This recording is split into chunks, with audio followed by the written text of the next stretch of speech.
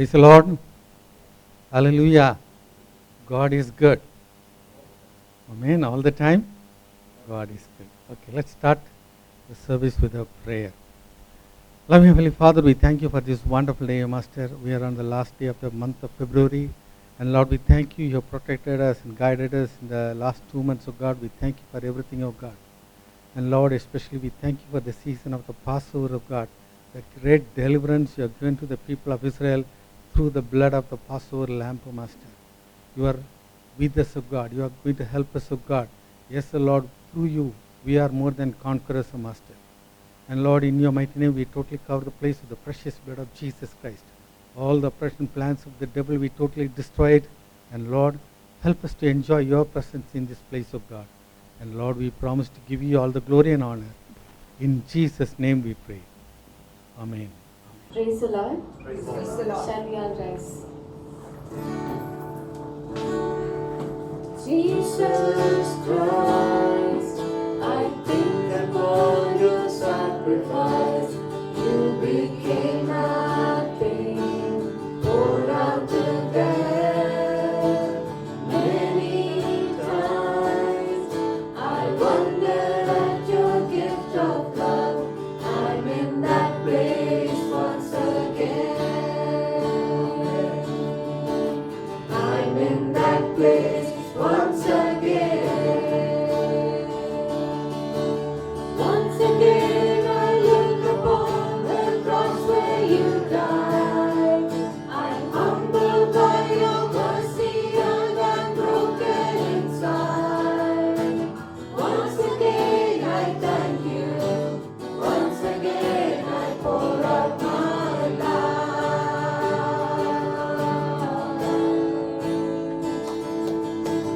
Now you are exalted to the highest place, King of the heavens.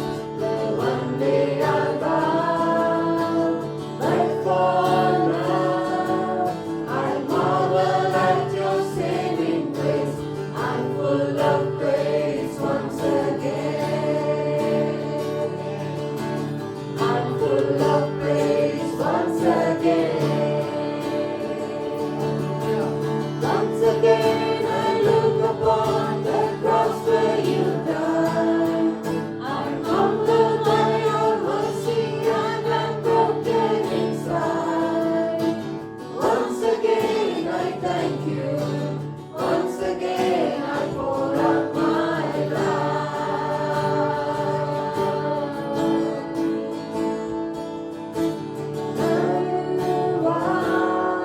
Exalted to the highest place, King of the heavens, where one day I'll bow.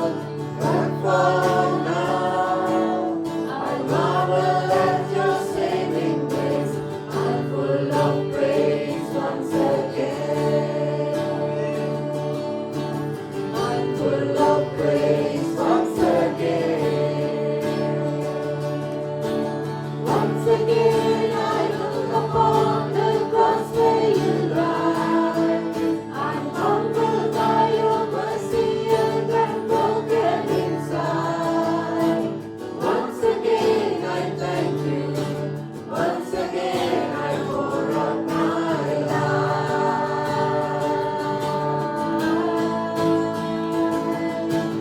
Once again I look upon the cross where you died. I'm humbled by your mercy and I'm broken inside. Once again I thank you. Once again I pour out my life.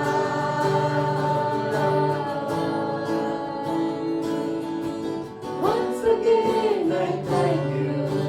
Once again I pour out my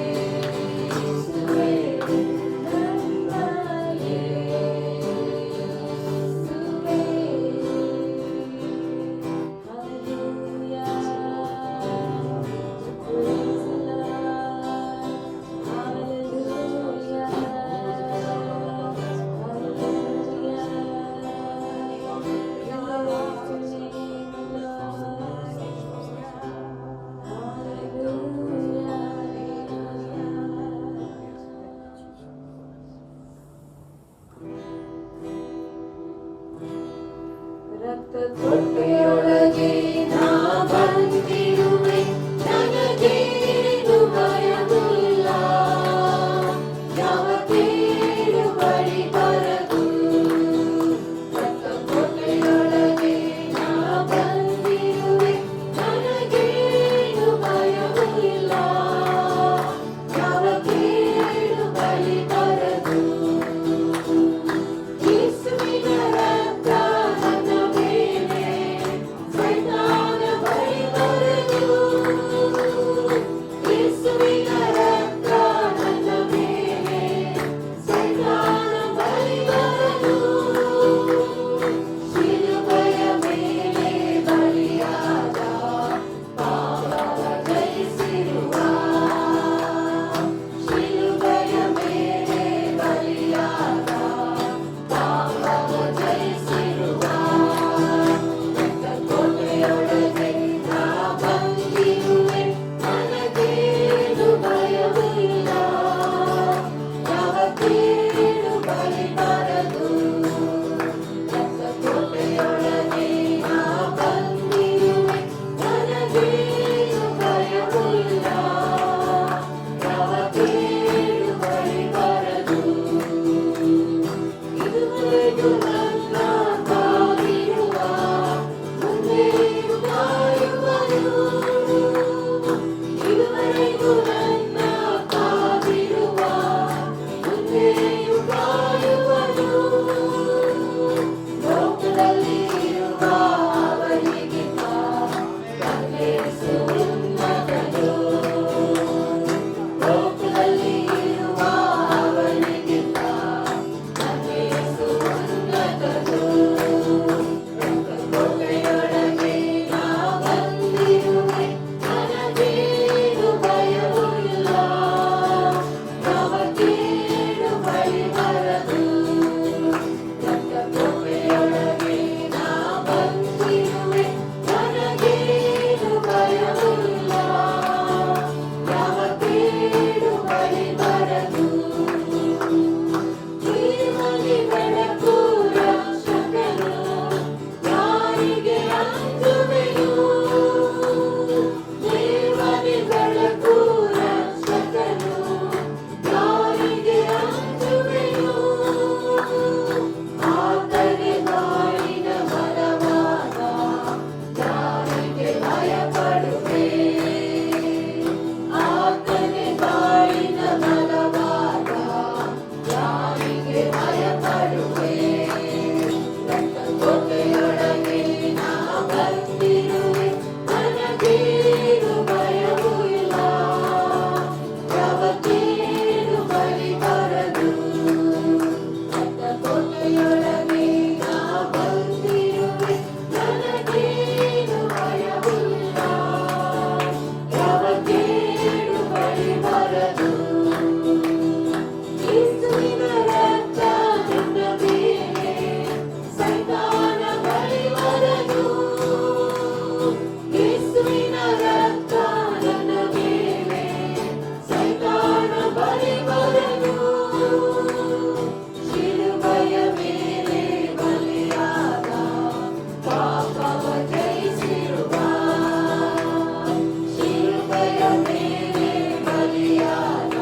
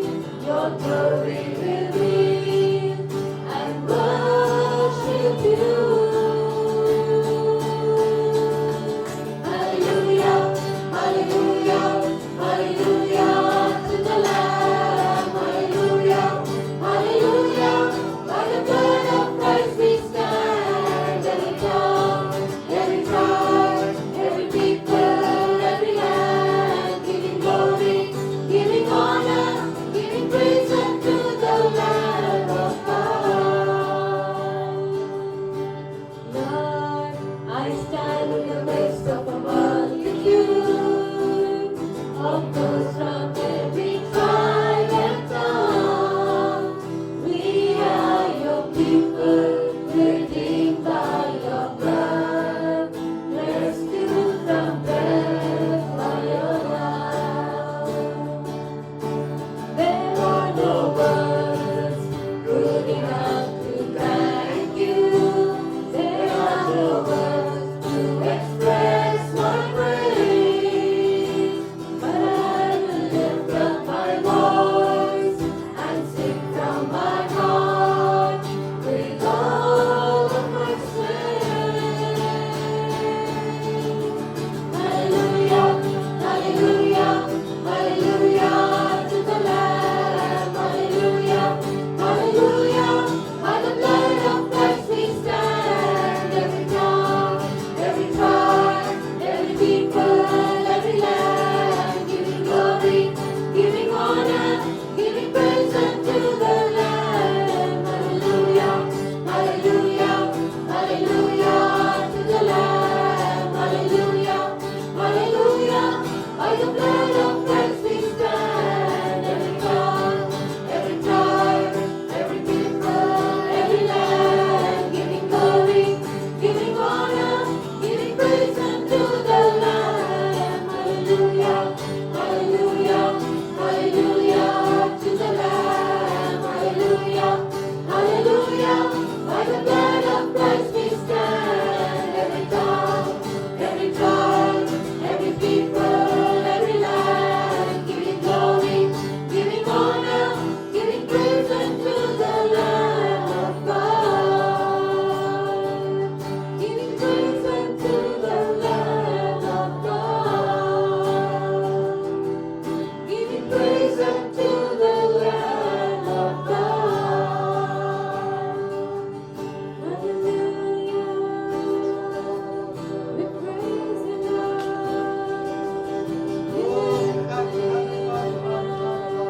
You are worthy. You alone are worthy of all the praises. Hallelujah. Hallelujah. We worship you, Lord.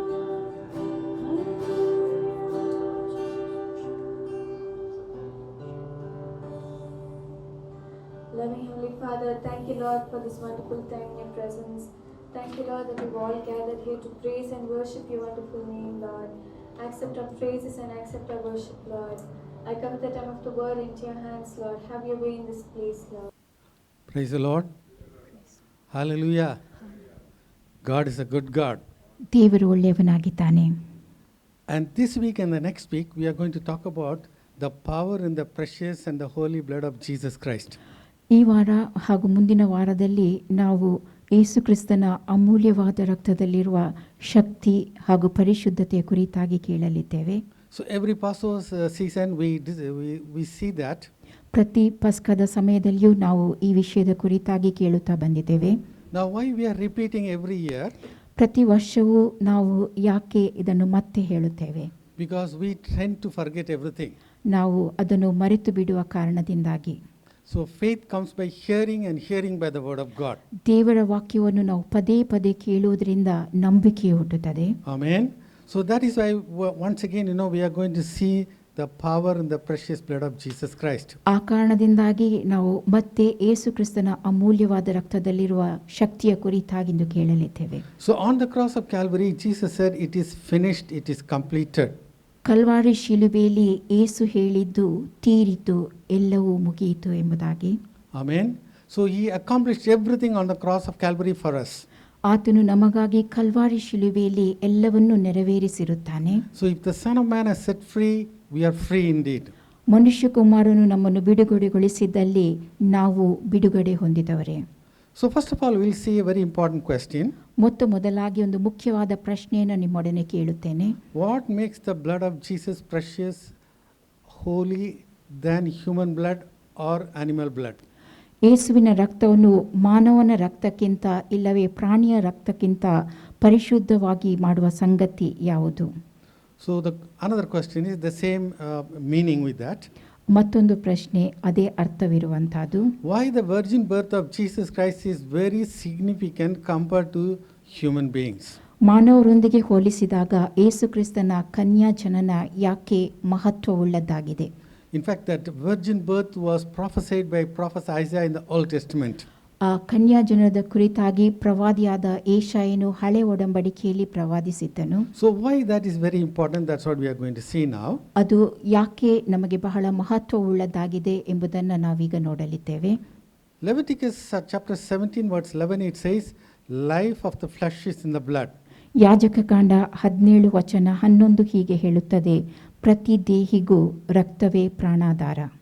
For it is the blood that maketh an atonement for the soul.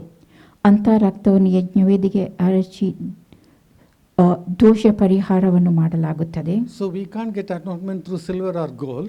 ನಾವು ಬೆಳ್ಳಿ ಬಂಗಾರದಿಂದ ದೋಷ ಪರಿಹಾರವನ್ನು ಮಾಡಲು ಸಾಧ್ಯವಿಲ್ಲ. So we have to be cleansed with the precious blood of Jesus Christ. ನಾವು ಯೇಸು ಕ್ರಿಸ್ತನ ಅಮೂಲ್ಯವಾದ ರಕ್ತದಿಂದ ನಮ್ಮನ್ನು ತೊಳೆಕೊಂಡು So ಶುದ್ಧೀಕರಿಸಬೇಕು. that's what they are doing. They were doing the Old Testament.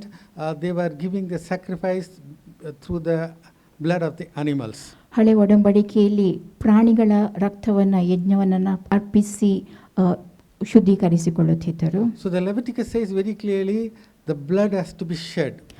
ಯಾಜಕ ಕಾಂಡದಲ್ಲಿ ಸ್ಪಷ್ಟವಾಗಿ ನಾವು ನೋಡುವಂತಹದ್ದು ರಕ್ತವನ್ನು ಸುರಿಸಬೇಕಾಗಿದೆ ಎಂಬುದಾಗಿ. The same thing we read in Hebrews chapter 9 verse 22 also. ಅದನ್ನೇ ನಾವು ಇಬ್ರಿಯರಿಗೆ ಬರೆದ ಪತ್ರಿಕೆ 9:22 ನೋಡುತ್ತೇವೆ. Without shedding of the blood there is no remission of sin. ರಕ್ತಧಾರೆ ಇಲ್ಲದೆ ಪಾಪ ಪರಿಹಾರವಿಲ್ಲ. So if sin is committed, blood has to be shed. ಪಾಪವು ಮಾಡಿದ್ದಲ್ಲಿ ರಕ್ತವು ಸುರಿಸಲ್ಪಡಬೇಕಾಗುತ್ತದೆ.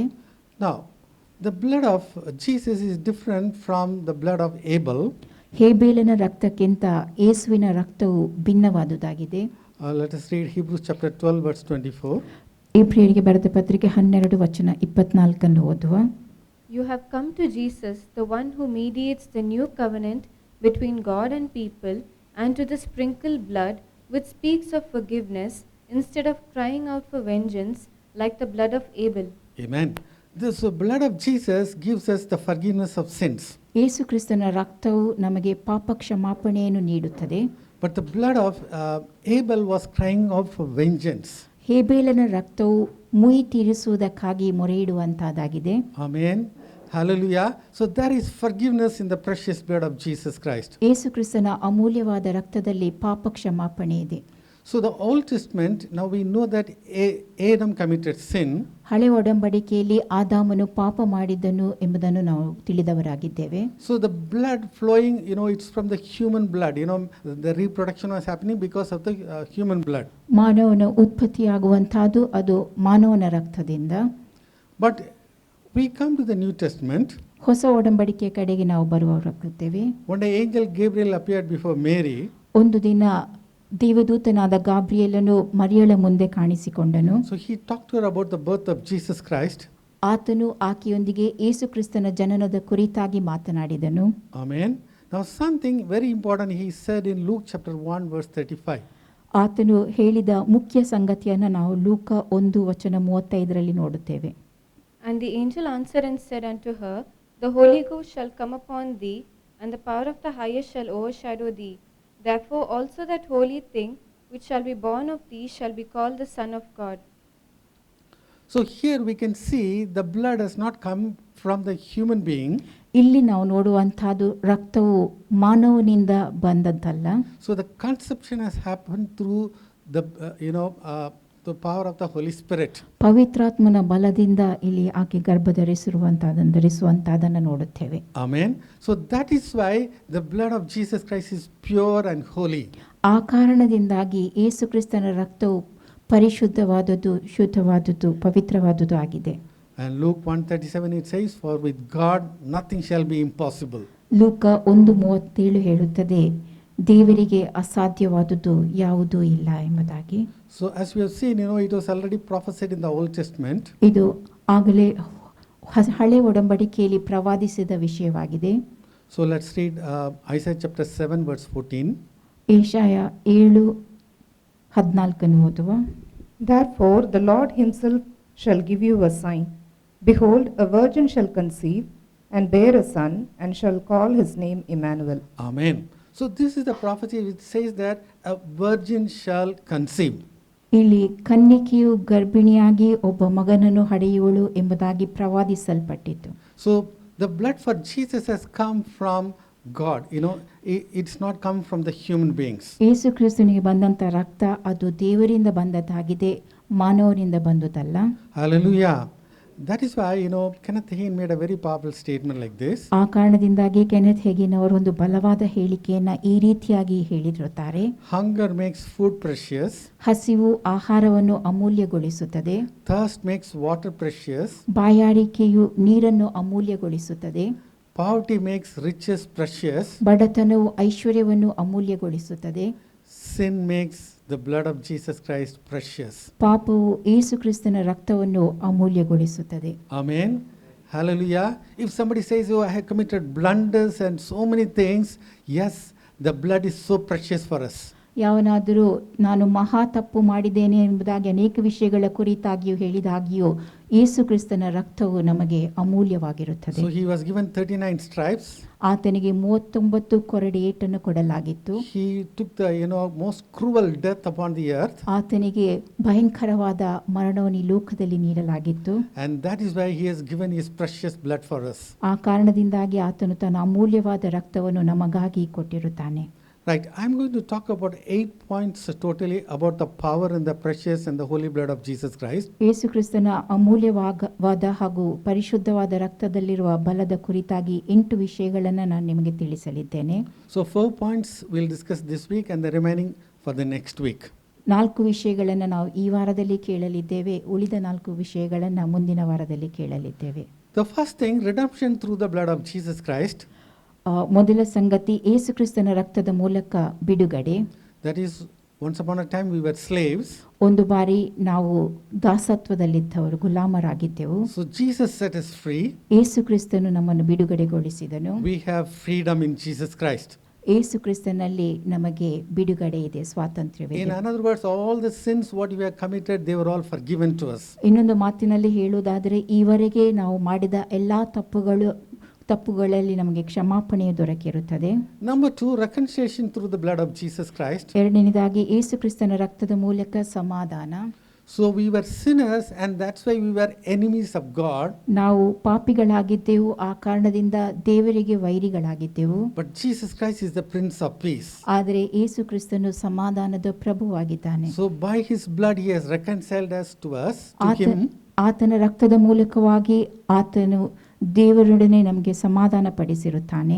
And now we become the friend of God. ಈಗ ನಾವು ದೇವರ ಸ್ನೇಹಿತರಾಗಿದ್ದೇವೆ. Amen. Hallelujah.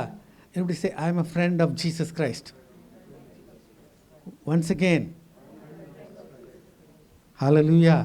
Number 3, cleansing through the blood of Jesus Christ. ಮೂರನೇದಾಗಿ ಯೇಸು ಕ್ರಿಸ್ತನ ರಕ್ತದ ಮೂಲಕ ಶುದ್ಧೀಕರಣ. Whatever may be the sin we have committed, ನಾವು ಮಾಡಿದ ಪಾಪ ಯಾವುದೇ ಆಗಿದ್ದಿರಬಹುದು, everything will be washed with the blood of Jesus Christ and we are made white. ಎಲ್ಲವನ್ನು ಯೇಸು ಕ್ರಿಸ್ತನ ರಕ್ತದಿಂದ ತೊಳೆದು ಶುದ್ಧೀಕರಿಸಿ ನಮ್ಮನ್ನು ಶುದ್ಧರಾಗಿ ಮಾಡಿರುತ್ತದೆ. And Jesus gives his holiness to us. ಮತ್ತು ಯೇಸು ತನ್ನ ಪರಿಶುದ್ಧತೆಯನ್ನು ನಮಗೆ ನೀಡಿರುತ್ತಾನೆ. By his blood he gives this holiness to us. We need not work out anything for us. ಆತನ ರಕ್ತದ ಮೂಲಕವಾಗಿ ಆತನು ನಮಗೆ ಪರಿಶುದ್ಧತೆಯನ್ನು ನೀಡಿರುತ್ತಾನೆ. ನಾವು ಅದಕ್ಕಾಗಿ ಏನು ಕೆಲಸ ಮಾಡಬೇಕಾಗಿರಲಿಲ್ಲ. Number 4, sanctification through the blood of Jesus Christ. ನಾಲ್ಕನೇದಾಗಿ ಯೇಸು ಕ್ರಿಸ್ತನ ರಕ್ತದ ಮೂಲಕ ಪವಿತ್ರೀಕರಣ. You are washed with the blood of Jesus Christ. ನಾವು ಯೇಸು ಕ್ರಿಸ್ತನ ರಕ್ತದಿಂದ ತೊಳೆಯಲ್ಪಟ್ಟಿದ್ದೇವೆ. And you have to go in the rapture when Jesus Christ comes. ಮತ್ತು ಯೇಸು ಕ್ರಿಸ್ತನು ಪ್ರತ್ಯಕ್ಷನಾಗುವಾಗ ನಾವು ಆತನೊಂದಿಗೆ ಎತ್ತಲ್ಪಡುವವರಾಗಬೇಕು. Amen. Until then you are going to be holy. You are destined to be holy because of the blood of Jesus Christ. ಅಲ್ಲಿಯವರೆಗೆ ನಾವು ಯೇಸು ಕ್ರಿಸ್ತನ ರಕ್ತದ ನಿಮಿತ್ತವಾಗಿ ಪರಿಶುದ್ಧೀಕರಿಸಲ್ಪರಿಶುದ್ಧವರಾಗಿರಬೇಕು. Now these 4 points we will cover this week. ಈ 4 ವಿಷಯಗಳನ್ನು ನಾವು ಈ ವಾರದಲ್ಲಿ ಕೇಳಲಿದ್ದೇವೆ. The remaining 4 points I'll just mention. We'll see that in the next week. ಉಳಿದ 4 ವಿಷಯಗಳನ್ನು ನಾನು ನಿಮಗೆ ತಿಳಿಸುತ್ತೇನೆ. ಆ ವಿಷಯಗಳ ಕುರಿತಾಗಿ ನಾವು ಮುಂದಿನ ವಾರದಲ್ಲಿ ವಿವರವಾಗಿ ಕೇಳಲಿದ್ದೇವೆ. Victory through the blood of Jesus Christ. ಯೇಸು ಕ್ರಿಸ್ತನ ರಕ್ತದ ಮೂಲಕ ಜಯ. Amen. Hallelujah. Victory over sin. ಪಾಪದ ಮೇಲೆ ಜಯ, victory over Satan, ಸೈತಾನನ ಮೇಲೆ ಜಯ, victory over all the temptations, ಎಲ್ಲಾ ಶೋಧನೆಗಳ ಮೇಲೆ ಜಯ, victory over the lust of the eye, lust of the flesh, and the pride of life. This is the activity of the spirit of Antichrist. ಕಣ್ಣಿನಾಶೆ, ಶರೀರದಾಶೆ ಮತ್ತು ಬದುಕು ಬಾಳಿನ ಡಂಬದ ಮೇಲೆ ಜಯ. ಇವೆಲ್ಲವೂ ಕ್ರಿಸ್ತ ವಿರೋಧಿಗೆ ಸಂಬಂಧಪಟ್ಟದಾಗಿದೆ. Amen. Hallelujah. Yes, we are washed with the blood of Jesus Christ. ನಾವು ಯೇಸು ಕ್ರಿಸ್ತನ ರಕ್ತದಿಂದ ತೊಳೆಯಲ್ಪಟ್ಟವರಾಗಿದ್ದೇವೆ. Still we are living in the world. ಆದಾಗ್ಯೂ ನಾವು ಈ ಲೋಕದಲ್ಲಿ ಜೀವಿಸುವವರಾಗಿದ್ದೇವೆ. Amen. So still we have to be overcomers, and He is empowering us through His blood. ನಾವು ಜಯಗಳಿಸಬೇಕಾಗಿದೆ. ಆತನು ತನ್ನ ರಕ್ತದ ಮೂಲಕವಾಗಿ ನಮ್ಮನ್ನು ಶಕ್ತರನ್ನಾಗಿ ಮಾಡುತ್ತಾನೆ. Number 6, boldness to enter into the Holy of Holies through the blood of Jesus Christ. ಯೇಸು ಕ್ರಿಸ್ತನ ರಕ್ತದ ಮೂಲಕ ಮಹಾಪವಿತ್ರ ಸ್ಥಳವನ್ನು ಪ್ರವೇಶಿಸಲು ಧೈರ್ಯ. See, in the Old Testament, only once in a year on the day of Yom Kippur, the high priest will enter into the Holy of Holies. ಹಳೆ ಒಡಂಬಡಿಕೆಯ ಸಮಯದಲ್ಲಿ yam ಕಿಪ್ಪುರ್ನ ದಿನದಂದು ಮಹಾಯಾಜಕನು ಮಾತ್ರವೇ ಆ ಮಹಾಪವಿತ್ರ ಸ್ಥಳವನ್ನು ಸೇರುವುದಕ್ಕೆ ಸಾಧ್ಯವಾಗುತ್ತಿತ್ತು. Today, because of the precious blood of Jesus Christ, you can enter into the Holy of Holies and you can meet with Jesus Christ every second in your life. ಇದ್ದು ನಾವು ಯೇಸು ಕ್ರಿಸ್ತನ ಅಮೂಲ್ಯವಾದ ರಕ್ತದ ಮೂಲಕವಾಗಿ ಆ ಮಹಾಪವಿತ್ರ ಸ್ಥಳವನ್ನು ಯಾವುದೇ ಸಮಯದಲ್ಲಿ ಸೇರುವುದಕ್ಕೆ ಸಾಧ್ಯವಾಗುತ್ತದೆ. Hallelujah. So this is a unique privilege to the New Testament Christian. ಇದು ಹೊಸ ಒಡಂಬಡಿಕೆ ಕ್ರೈಸ್ತರಿಗೆ ಕೊಡಲ್ಪಟ್ಟಂತ ಒಂದು ಅದ್ವಿತೀಯವಾದ ಸಂಗತಿಯಾಗಿದೆ. Amen. But the devil will tell you, oh, you have no right to enter. ಆದರೆ ಸೈತಾನನು ಹೇಳುತ್ತಾನೆ, ಪ್ರವೇಶಿಸಲು ನಿನಗೆ ಯಾವ ಹಕ್ಕು ಇಲ್ಲ ಎಂಬುದಾಗಿ. But the Bible says very clearly, you have a right because of the blood of Jesus Christ. ಆದರೆ ಸತ್ಯವೇದವು ಸ್ಪಷ್ಟವಾಗಿ ಹೇಳುತ್ತದೆ, ಯೇಸು ಕ್ರಿಸ್ತನ ರಕ್ತದ ಮೂಲಕವಾಗಿ ನಿಮಗೆ ಹಕ್ಕು ಇದೆ ಎಂಬುದಾಗಿ. Number 7, purging your conscience through the blood of Jesus Christ. ಏಳನೇದಾಗಿ ಯೇಸು ಕ್ರಿಸ್ತನ ರಕ್ತದ ಮೂಲಕ ನಿಮ್ಮ ಮನಸ್ಸಿನ ಶುದ್ಧೀಕರಣ. Power over guilty conscience. ಅಪರಾಧ ಪ್ರಜ್ಞೆಯ ಮೇಲೆ ಬಲ. Some people say, oh, I have committed this sin, that sin, and that is coming to my remembrance all the time. ಕೆಲವರು ಆ ಪಾಪವನ್ನು ಈ ಪಾಪವನ್ನು ನಾನು ಮಾಡಿರುತ್ತೇನೆ, ಅದು ಯಾವಾಗಲೂ ನನ್ನ ಜ್ಞಾಪಕಕ್ಕೆ ಬರುತ್ತದೆ ಎಂಬುದಾಗಿ ಹೇಳುತ್ತಾರೆ. But all the guilty conscience can be overcome by the blood of Jesus Christ. ಆದರೆ ಯೇಸು ಕ್ರಿಸ್ತನ ರಕ್ತದ ಮೂಲಕವಾಗಿ ಈ ಅಪರಾಧ ಪ್ರಜ್ಞೆ ಮೇಲೆ ನಾವು ಜಯಗಳಿಸಲು ಸಾಧ್ಯ. And number 8, the final point for next week, that is perfect security through the blood of Jesus Christ. ಮುಂದಿನ ವಾರದ ಕೊನೆಯ ವಿಷಯ ಯೇಸು ಕ್ರಿಸ್ತನ ರಕ್ತದ ಮೂಲಕ ಪರಿಪೂರ್ಣವಾದ ಭದ್ರತೆ. Amen. Hallelujah. The devil will try to kill you. ಸೈತಾನನು ನಿಮ್ಮನ್ನು ಕೊಲ್ಲಲು ಬಯಸುತ್ತಾನೆ, ಪ್ರಯತ್ನಿಸುತ್ತಾನೆ. Jesus has come to give you life and life abundantly. ಆದರೆ ಯೇಸು ನಿಮಗೆ ಜೀವ ಕೊಡುವುದಕ್ಕೂ ಮತ್ತು ಅದು ಸಮೃದ್ಧಿಯಾಗಿರಬೇಕೆಂತಲೂ ಬಂದಿರುತ್ತಾನೆ. God has a plan for you. ದೇವರು ನಿಮಗಾಗಿ ಯೋಜನೆಗಳನ್ನು ಹಾಕಿದ್ದಾನೆ. Until then you live successfully and you will finish your work, and then one day Jesus is going to tell, well done my son, well done my daughter. ಅಲ್ಲಿಯವರೆಗೆ ನೀವು ಜಯಶಾಲಿಗಳಾಗಿ ಜೀವಿಸುತ್ತಾ ನಿಮ್ಮ ಓಟವನ್ನು ತೀರಿಸಲಿದ್ದೀರಿ ಮತ್ತು ಒಂದು ದಿನ ಯೇಸು ನಿಮ್ಮ ಕುರಿತಾಗಿ ಬಲ ನಂಬಿಗಸ್ತನಾದ ಒಳ್ಳೆಯ ಆಳು ಎಂಬುದಾಗಿ ಹೇಳುವವನಾಗಿರುತ್ತಾನೆ. Right. So we'll go to point number 1. ಒಂದನೇ ವಿಷಯದ ಕಡೆಗೆ ಹೋಗೋಣ. Redemption through the blood of Jesus Christ. ಯೇಸು ಕ್ರಿಸ್ತನ ರಕ್ತದ ಮೂಲಕ ಬಿಡುಗಡೆ. So we were slaved in sin. ನಾವು ಪಾಪ ಮಾಡಿ ಗುಲಾಮರಾಗಿದ್ದೆವು. Jesus Christ has set us free. ಯೇಸು ಕ್ರಿಸ್ತನು ನಮ್ಮನ್ನು ಬಿಡುಗಡೆಗೊಳಿಸಿರುತ್ತಾನೆ. So now we are in freedom. ಈಗ ನಾವು ಸ್ವತಂತ್ರರಾಗಿದ್ದೇವೆ. All the sins are forgiven by the blood of Jesus Christ. ಯೇಸು ಕ್ರಿಸ್ತನ ರಕ್ತದಿಂದ ನಮ್ಮೆಲ್ಲ ಪಾಪಗಳು ಕ್ಷಮಿಸಲ್ಪಟ್ಟಿರುತ್ತವೆ. Why the redemption price is the blood of Jesus Christ, not silver or gold? ಯಾಕೆ ಯೇಸು ಕ್ರಿಸ್ತನ ರಕ್ತವು ಬಿಡುಗಡೆಗೆ ಬೆಲೆಯಾಗಿದೆ, ಯಾಕೆ ಬೆಳ್ಳಿ ಅಥವಾ ಬಂಗಾರವಾಗಿಲ್ಲ? We have already seen certain points in this. ಈ ವಿಷಯದ ಕುರಿತಾಗಿ ನಾವು ಈಗಾಗಲೇ ಕೆಲವೊಂದು ವಿಷಯಗಳನ್ನು ಕೇಳಿರುತ್ತೇವೆ. Hebrews 9:22 it says that without shedding the blood there is no remission of sin. ಇಬ್ರಿಯ 9:22 ಹೇಳುತ್ತದೆ, ರಕ್ತಧಾರೆ ಇಲ್ಲದೆ ಪಾಪ ಪರಿಹಾರವಿಲ್ಲ ಎಂಬುದಾಗಿ. Leviticus 17:11 it says it is the blood that makes an atonement for the soul. ಯಾಜಕ ಕಾಂಡ 17:11 ಪ್ರತಿ ದೇಹಿಗೂ ರಕ್ತವೇ ಪ್ರಾಣಾಧಾರ ಎಂಬುದಾಗಿ ತಿಳಿಸುತ್ತದೆ, ದೋಷ ಪರಿಹಾರ ಮಾಡುವಂತಹದ್ದು. Now this is what the Old Testament saints were doing. ಇದನ್ನು ಹಳೆ ಒಡಂಬಡಿಕೆಯ ಭಕ್ತರು ಮಾಡುತ್ತಿದ್ದರು. Every year they were going and giving the sacrifices. ಪ್ರತಿ ವರ್ಷವೂ ಅವರು ಹೋಗಿ ಯಜ್ಞಗಳನ್ನು ಸಮರ್ಪಿಸುತ್ತಿದ್ದರು. But their conscience was not making pure. ಆದರೆ ಅವರ ಅಪರಾಧ ಪ್ರಜ್ಞೆ ಅದು ಶುದ್ಧೀಕರಿಸಲ್ಪಡುತ್ತಿರಲಿಲ್ಲ. Let us read Hebrews chapter 10 verse 1. ಇಬ್ರಿಯರಿಗೆ ಬರೆದ ಪತ್ರಿಕೆ 10:1 ಓದುವ. For the law, having a shadow of good things to come, and not the very image of the things, can never with those sacrifices which they offered year by year continually make the comers thereunto perfect. They were doing the sacrifices every year, ಅವರು ಪ್ರತಿ ವರ್ಷವೂ ಯಜ್ಞಗಳನ್ನು ಅರ್ಪಿಸುತ್ತಿದ್ದರು, but that was not making them perfect. ಆದರೆ ಅದು ಅವರನ್ನು ಸಂಪೂರ್ಣರನ್ನಾಗಿ ಮಾಡುತ್ತಿರಲಿಲ್ಲ. Let's read Hebrews 10:4. ಇಬ್ರಿಯರಿಗೆ ಬರೆದ ಪತ್ರಿಕೆ 10:4 ಓದುವ. For it is not possible that the blood of bulls and of goats should take away sins. Amen. The blood of bulls and goats, they were not able to purify the sin. ಹೋರಿಗಳ ಮತ್ತು ಹೋತಗಳ ರಕ್ತವು ಪಾಪಗಳನ್ನು ತೆಗೆದುಹಾಕುವುದು ಅಸಾಧ್ಯವಾಗಿದೆ. They were covering the sin, ಅವು ಪಾಪವನ್ನು ಮುಚ್ಚಿ ಹಾಕುತ್ತಿತ್ತು. but only the blood of Jesus Christ can destroy the sin. ಆದರೆ ಯೇಸು ಕ್ರಿಸ್ತನ ರಕ್ತ ಮಾತ್ರವೇ ಆ ಪಾಪವನ್ನು ನಾಶಗೊಳಿಸಲು ಸಾಧ್ಯ. Hallelujah. Hallelujah. Now let's read, Acts chapter 20 verse 28. ಅಪೊಸ್ತಲ ಕೃತ್ಯ 20:28 ಓದುವ. Take heed therefore unto yourselves and to all the flock over which the Holy Ghost hath made you overseers, to feed the church of God, which he hath purchased with his own blood. The church is bought with the precious blood of Jesus Christ. ಯೇಸು ಕ್ರಿಸ್ತನ ಸ್ವರಕ್ತದಿಂದ ಸಭೆಯು ಕೊಂಡುಕೊಳ್ಳಲ್ಪಟ್ಟಿತು. Amen. So Jesus Christ is the owner of the church. ಯೇಸು ಕ್ರಿಸ್ತನು ಸಭೆಗೆ ಮಾಲಕನಾಗಿದ್ದಾನೆ. Amen. Now, we'll go to 1 Peter. We are going to understand the power in the blood of Jesus Christ. 1ನೇ ಪೇತ್ರರಲ್ಲಿ ನಾವು ಯೇಸು ಕ್ರಿಸ್ತನ ರಕ್ತದಲ್ಲಿರುವ ಬಲವನ್ನು ತಿಳುಕೊಳ್ಳಲು ಸಾಧ್ಯ. Let's read 1 Peter chapter 1 verse 18. 1ನೇ ಪೇತ್ರ 1ನೇ ಅಧ್ಯಾಯ ವಚನ 18 ಓದುವ. For as much as ye know that ye were not redeemed with corruptible things as silver and gold, from your vain conversation received by tradition from your fathers. We are not saved by silver or gold. ನಾವು ಬೆಳ್ಳಿ ಬಂಗಾರದಿಂದ ರಕ್ಷಿಸಲ್ಪಟ್ಟಿರುವುದಲ್ಲ. If we can, give silver or gold, all the rich people, they would have become, saints. ಬೆಳ್ಳಿ ಬಂಗಾರವನ್ನು ಕೊಟ್ಟು ರಕ್ಷಣೆ ಪಡೆದುಕೊಳ್ಳಲು ಸಾಧ್ಯವಾಗಿದ್ದಲ್ಲಿ ಎಲ್ಲ ಐಶ್ವರ್ಯವಂತರು ಭಕ್ತರು ದೇವಜನರಾಗುತ್ತಿದ್ದರು. But that is not possible. ಆದರೆ ಅದು ಸಾಧ್ಯವಿಲ್ಲ. Not through the traditions we received through the forefathers. ನಮ್ಮ ತಂದೆಗಳಿಂದ ಕಲಿತುಕೊಂಡ ಸಂಪ್ರದಾಯಗಳಿಂದಲ್ಲ.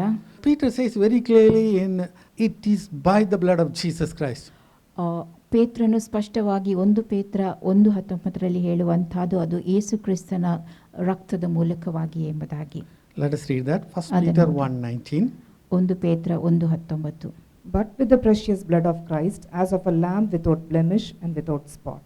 Yes, a lamb without blemish and without spot.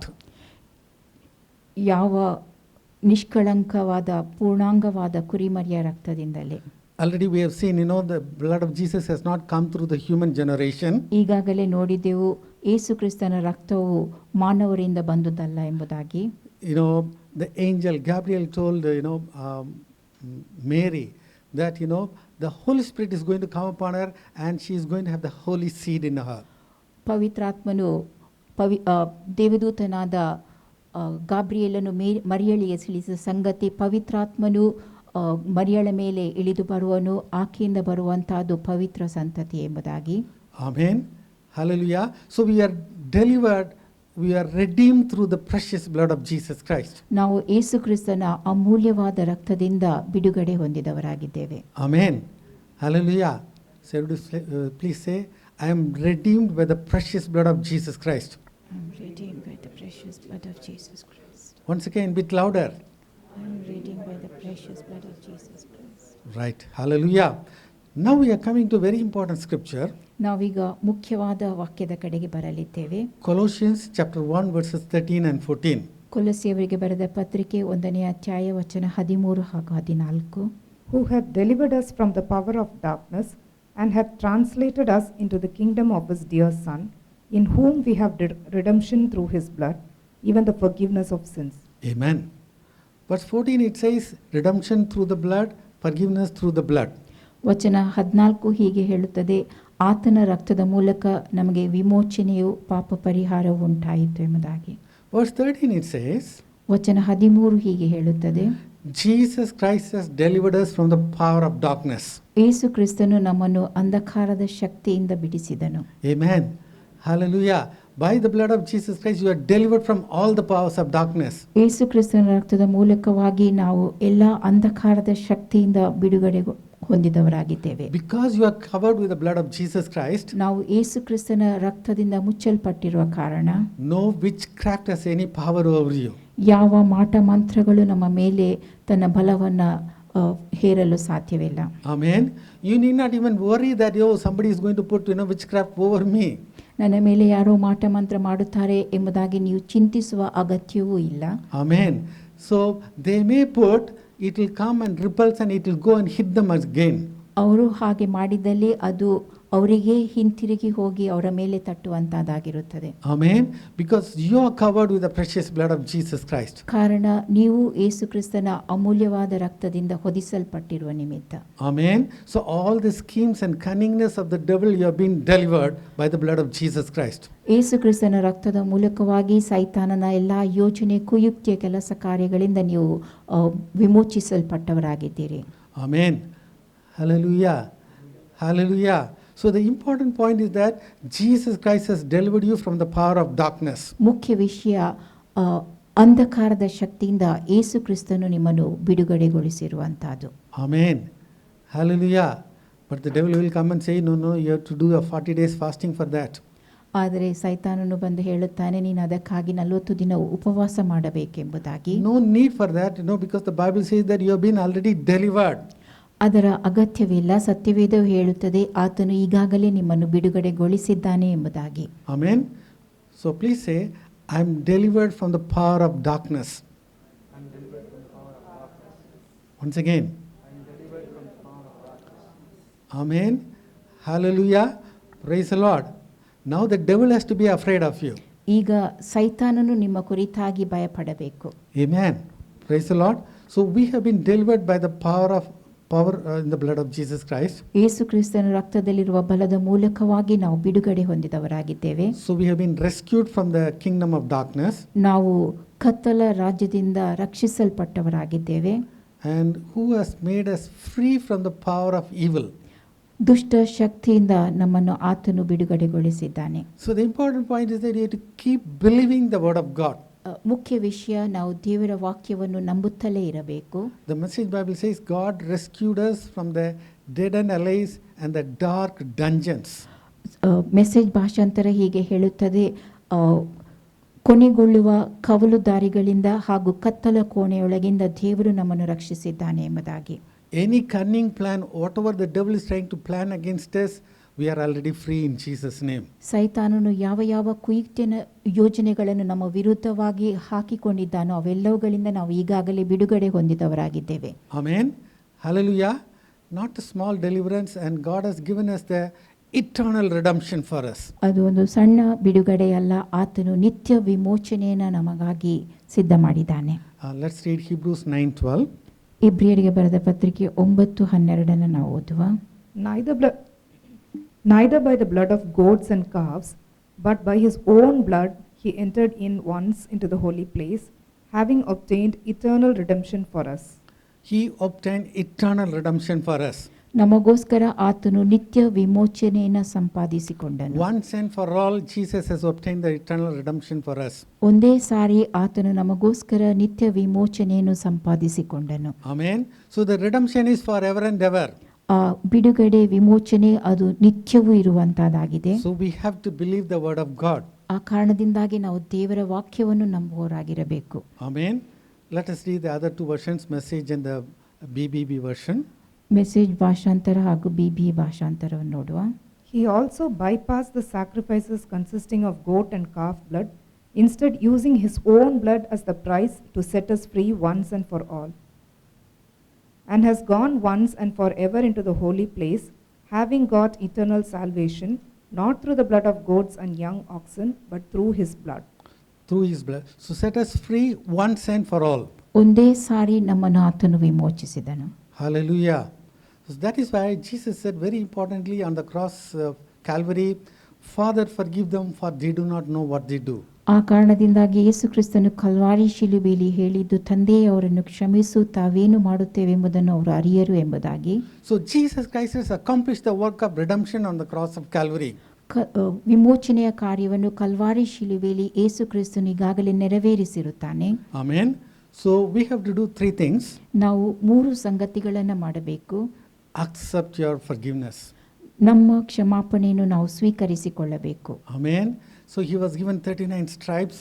ಆತನಿಗೆ 39 ಕೊರಡೇಟನ್ನು ಕೊಡಲಾಗಿತ್ತು. He took all the sins of the whole world upon himself. ಲೋಕದ ಸಕಲ ಪಾಪವನ್ನು ಆತನು ತನ್ನ ಮೇಲೆ ಹೊತ್ತುಕೊಂಡನು. He shed all his precious blood. ಆತನು ತನ್ನೆಲ್ಲ ಅಮೂಲ್ಯವಾದ ರಕ್ತವನ್ನು ಸುರಿಸಿದನು. And he has got us the once and for all redemption for all our sins. ಮತ್ತು ಒಂದೇ ಸಾರಿ ನಿತ್ಯ ವಿಮೋಚನೆಯನ್ನು ಆತನು ನಮ್ಮೆಲ್ಲರಿಗಾಗಿ ಸಿದ್ಧ ಮಾಡಿದನು. Amen. Hallelujah. So because of that we are not sinners, we have become saints because of the blood of Jesus Christ. ಆ ಕಾರಣದಿಂದ ನಾವು ಪಾಪಿಗಳಾಗಿರದೆ ಕ್ರಿಸ್ತ ಯೇಸುವಿನ ರಕ್ತದ ಮೂಲಕವಾಗಿ ದೇವಜನರಾಗಿರುತ್ತೇವೆ. Number 2, ಎರಡನೆಯದು, you forgive yourself from the blunders committed by you. ನಿಮ್ಮಿಂದಾದ ತಪ್ಪುಗಳಿಗೆ ನಿಮ್ಮನ್ನು ನೀವೇ ಕ್ಷಮಿಸಿರಿ. Blunders, secret sin, sexual sins, whatever it is, if you confess, come to Jesus Christ, you are set free once and for all. ನಿಮ್ಮ ತಪ್ಪುಗಳು ಯಾವುದೇ ಆಗಿರಬಹುದು, ದೊಡ್ಡದಾಗಿರಬಹುದು, ಲೈಂಗಿಕ ಪಾಪವಾಗಿರಬಹುದು, ಅವೆಲ್ಲವನ್ನು ನೀವು ಅರಿಕೆ ಮಾಡಿದಲ್ಲಿ ಕ್ಷಮಾಪಣೆಯನ್ನು ಪಡೆದುಕೊಳ್ಳುವಿರಿ. We are going to see two important verses from John chapter 8. ಯೋಹಾನ 8ರಿಂದ 2 ಮುಖ್ಯ ವಾಕ್ಯಗಳನ್ನು ನಾವು ನೋಡಲಿದ್ದೇವೆ. 32 and 36 are very, very important for us. 32 ಹಾಗೂ 36 ಅದು ನಮಗೆ ಬಹಳ ಪ್ರಾಮುಖ್ಯವಾದುದಾಗಿದೆ. Okay, let's read 32 and 36. 32 ಹಾಗೂ 36 ಓದುವ. And ye shall know the truth, and the truth shall make you free. If the Son therefore shall make you free, ye shall be free indeed. You shall know the truth, and the truth shall set you free. ನೀವು ಸತ್ಯವನ್ನು ತಿಳಿದುಕೊಳ್ಳುವಿರಿ, ಆ ಸತ್ಯವು ನಿಮ್ಮನ್ನು ಬಿಡುಗಡೆ ಮಾಡುವುದು. The word of God is the truth. ದೇವರ ವಾಕ್ಯವು ಸತ್ಯವಾಗಿದೆ. So when you know the word of God, the truth, you are set free. ನೀವು ದೇವರ ಸತ್ಯವಾದ ಆ ದೇವರ ವಾಕ್ಯವನ್ನು ತಿಳುಕೊಂಡಾಗ ಬಿಡುಗಡೆ ಹೊಂದುವಿರಿ. If the Son of Man has set you free, you are free. ಮನುಷ್ಯ ಕುಮಾರನು ನಿಮ್ಮನ್ನು ಬಿಡುಗಡೆಗೊಳಿಸಿದಲ್ಲಿ ನೀವು ಸ್ವತಂತ್ರರೇ ಸರಿ. Amen. If Jesus has set you free, you are free. ಯೇಸು ಕ್ರಿಸ್ತನು ನಿಮ್ಮನ್ನು ಬಿಡುಗಡೆಗೊಳಿಸಿದಲ್ಲಿ ನೀವು ಸ್ವತಂತ್ರರೇ ಸರಿ. But the devil will say, no, you bring the certificate what Jesus has given. ಸೈತಾನನು ಹೇಳುತ್ತಾನೆ, ಹಾಗಲ್ಲ, ಯೇಸು ನಿಮಗೆ ಕೊಟ್ಟ ಆ ಪ್ರಮಾಣ ಪತ್ರವನ್ನು ನೀವು ತನ್ನಿ ಎಂಬುದಾಗಿ ಹೇಳುತ್ತಾನೆ. I will also give you a certificate, then only you are free. ನಾನು ಕೂಡ ಒಂದು ಪ್ರಮಾಣ ಪತ್ರವನ್ನು ಕೊಡುತ್ತೇನೆ, ಆಗ ಮಾತ್ರವೇ ನೀವು ಸ್ವತಂತ್ರರು ಎಂಬುದಾಗಿ ಹೇಳುತ್ತಾನೆ. Lot of Christians have a problems in this area. ಈ ಕ್ಷೇತ್ರದಲ್ಲಿ ಅನೇಕ ಕ್ರೈಸ್ತರೊಳಗೆ ಸಮಸ್ಯೆ ಇರುತ್ತದೆ. Because the devil says, no, I have to give you a certificate. ಸೈತಾನನು ಹೇಳುತ್ತಾನೆ, ನಾನು ನಿನಗೆ ಪ್ರಮಾಣ ಪತ್ರವನ್ನು ನೀಡಬೇಕು ಎಂಬುದಾಗಿ. Do we need a certificate from the devil?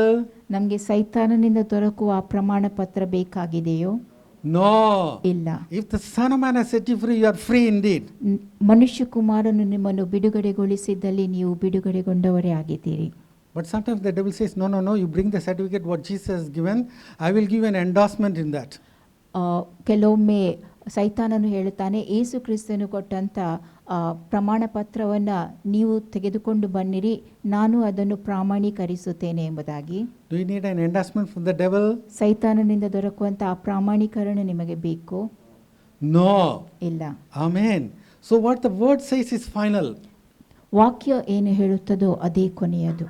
The devil is a liar and he is a father of all the lies. ಸೈತಾನನು ಸುಳ್ಳುಗಾರನಾಗಿದ್ದಾನೆ ಮತ್ತು ಎಲ್ಲ ಸುಳ್ಳುಗಳಿಗೆ ಆತನು ಮೂಲನಾಗಿದ್ದಾನೆ. So when Jesus forgives your sins, what happens to your sins? ಯೇಸು ಕ್ರಿಸ್ತನು ನಿಮ್ಮ ಪಾಪಗಳನ್ನು ಕ್ಷಮಿಸುವಾಗ ಆ ಪಾಪಗಳಿಗೆ ಏನಾಗುತ್ತದೆ? Micah 7:19, let's read that. Micah 7:19 ಓದುವ. He will turn again, he will have compassion upon us. He will subdue our iniquities, and thou wilt cast all their sins into the depths of the sea. And thou will cast all the sins in the depth of the sea. ನಿನ್ನ ಜನರ ಪಾಪಗಳನ್ನೆಲ್ಲ ಸಮುದ್ರದ ತಳಕ್ಕೆ ಬಿಸಾಟು ಬಿಡುವಿ. Where are your sins now? ಈಗ ನಿಮ್ಮ ಪಾಪಗಳು ಎಲ್ಲಿವೆ? Under the blood it has gone into the depths of the sea. ಯೇಸು ಕ್ರಿಸ್ತನ ರಕ್ತದಡಿಯಲ್ಲಿ ಅವು ಸಮುದ್ರದ ತಳಕ್ಕೆ ಹಾಕಲ್ಪಟ್ಟಿದೆ. And Jesus Christ has forgotten everything. ಮತ್ತು ಯೇಸು ಕ್ರಿಸ್ತನು ಅವೆಲ್ಲವುಗಳನ್ನು ಮರೆತು ಬಿಟ್ಟಿದ್ದಾನೆ. So you cannot go and remind Jesus, I have committed that sin, this sin, because it has all gone under the blood of Jesus Christ. ಅವೆಲ್ಲವೂ ಯೇಸುಕ್ರಿಸ್ತನ ರಕ್ತದ ಅಡಿಗೆ ಹೋದ ಕಾರಣ ನೀವು ಮತ್ತೆ ಹೋಗಿ ಯೇಸುಕ್ರಿಸ್ತನ ಜ್ಞಾಪಕಕ್ಕೆ ಅದನ್ನು ತರುವ ಅಗತ್ಯವಿಲ್ಲ. It has gone into the depths of the sea, ಅವೆಲ್ಲವೂ ಸಮುದ್ರದ ತಳಕ್ಕೆ ಬಿಸಾಕಲ್ಪಟ್ಟಿದೆ. and top of that, Jesus has put a sign there. ಅವುಗಳ ಮೇಲೆ ಯೇಸುಕ್ರಿಸ್ತನು ಸಹಿ ಹಾಕಿದ್ದಾನೆ. What is the sign? ಆ ಸಹಿ ಯಾವುದು? No fishing here. ಇಲ್ಲಿ ಮೀನು ಹಿಡಿಯಲು ಸಾಧ್ಯವಿಲ್ಲ ಎಂಬುದಾಗಿ. You can't go and fish your sins once again. ನೀವು ಮತ್ತೆ ಹೋಗಿ ಆ ಪಾಪವನ್ನು ಹಿಡಿಯಲು ಸಾಧ್ಯವಿಲ್ಲ. Right. I want to give you 2 examples now. 2 ಉದಾಹರಣೆಯನ್ನು ನಾನು ನಿಮಗೆ ನೀಡುತ್ತೇನೆ. Once upon a time, a man of God was preaching in a big, a small crusade.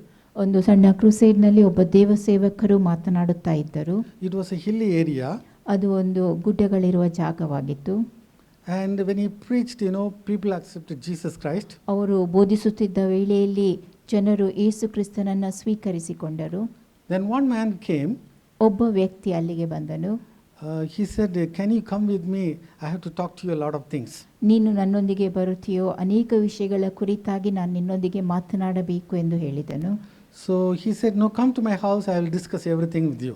ಅವರು ಆ ವ್ಯಕ್ತಿ ಅವರಿಗೆ, ನೀನು ನನ್ನ ಮನೆಗೆ ಬಾ, ನಾನು ಅಲ್ಲಿ ಎಲ್ಲ ವಿಷಯಗಳನ್ನು ನಿನಗೆ ತಿಳಿಸುತ್ತೇನೆ ಎಂಬುದಾಗಿ ಹೇಳಿದನು. So the man of God was very happy. ಆ ದೇವಸೇವಕರಿಗೆ ಬಹಳ ಸಂತೋಷ ಉಂಟಾಯಿತು. After a long time, God is using me mightily now. ಬಹಳಷ್ಟು ಸಮಯದ ನಂತರ ದೇವರು ನನ್ನನ್ನು ಬಲವಾಗಿ ಉಪಯೋಗಿಸಿಕೊಳ್ಳುತ್ತಾ ಇದ್ದಾನೆ. So he went along with that man to his house. ಆ ವ್ಯಕ್ತಿಯೊಂದಿಗೆ ಆ ದೇವಸೇವಕರು ಆತನ ಮನೆಗೆ ಹೋಗುತ್ತಾರೆ. And the road was going through jungles. ಮತ್ತು ಆ ದಾರಿ ಅದು ಅರಣ್ಯದ ಮೂಲಕವಾಗಿ ಇತ್ತು. It was dark everywhere. ಎಲ್ಲ ಕಡೆ ಕತ್ತಲು ಆವರಿಸಿತ್ತು. The man of God's heart started pumping now. ದೇವಸೇವಕರ ಹೃದಯ ಜೋರಾಗಿ ಬಡಿಯಲಾರಂಭಿಸಿತು. And certain time it went outside and came inside. ಕೆಲವೊಂದು ಬಾರಿ ಅದು ಹೊರಕ್ಕೆ ಹೋಗಿ ಒಳಕ್ಕೆ ಬರುತ್ತಿತ್ತು. So he started fearing, I don't know what is going to happen. ಏನಾಗುತ್ತದೋ ನನಗೆ ತಿಳಿಯುವುದಿಲ್ಲ ಎಂಬುದಾಗಿ ಅವರು ಭಯಪಟ್ಟರು. So that man took him to his house. ಆ ವ್ಯಕ್ತಿ ಅವರ ತನ್ನ ಮನೆಗೆ ಕರೆದೊಯ್ದನು. And he went inside, he saw a lot of skulls. ಅವರು ಒಳಕ್ಕೆ ಹೋದಾಗ ಅಲ್ಲಿ ಅನೇಕ ತಲೆಬುರುಡೆಗಳನ್ನು ನೋಡಿದರು. Now the man of God was fearing. ಈಗ ದೇವಸೇವಕರು ಮತ್ತಷ್ಟು ಭಯಪಟ್ಟರು. Ayyo, what will happen to me? ಅಯ್ಯೋ, ನನಗೇನಾಗುತ್ತದೋ. And that windows and doors, they were all made beautifully by the skulls. ಆ ಮನೆಯೆಲ್ಲ ಬಾಗಲುಗಳು ಹಾಗೂ ಕಿಟಕಿಗಳು ತಲೆಬುರುಡೆಯಿಂದಲೇ ಮಾಡಲ್ಪಟ್ಟಿದ್ದವು. So the man asked him to sit in a chair. ಆ ವ್ಯಕ್ತಿ ದೇವಸೇವಕರಿಗೆ ಕುರ್ಚಿಯಲ್ಲಿ ಕುಳಿತುಕೊಳ್ಳಲು ಹೇಳಿದನು. Then he told, these are all the people I killed. ಅವನು ಆ ಎಲ್ಲ ತಲೆಬುರುಡೆಗಳನ್ನು ತೋರಿಸಿ, ಎಲ್ಲ ವ್ಯಕ್ತಿಗಳನ್ನು ನಾನು ಕೊಂದಿರುತ್ತೇನೆ. Some of them begged for mercy, still I killed them. ಕೆಲವರು ಕರುಣೆಗೋಸ್ಕರವಾಗಿ ಬೇಡಿಕೊಳ್ಳುತ್ತಿದ್ದರು, ಆದಾಗ್ಯೂ ನಾನು ಅವರನ್ನು ಕೊಂದಿರುತ್ತೇನೆ. Women and children also I killed. ಸ್ತ್ರೀಯರನ್ನು ಮಕ್ಕಳನ್ನು ನಾನು ಕೊಂದಿರುತ್ತೇನೆ. Will your Jesus Christ forgive me?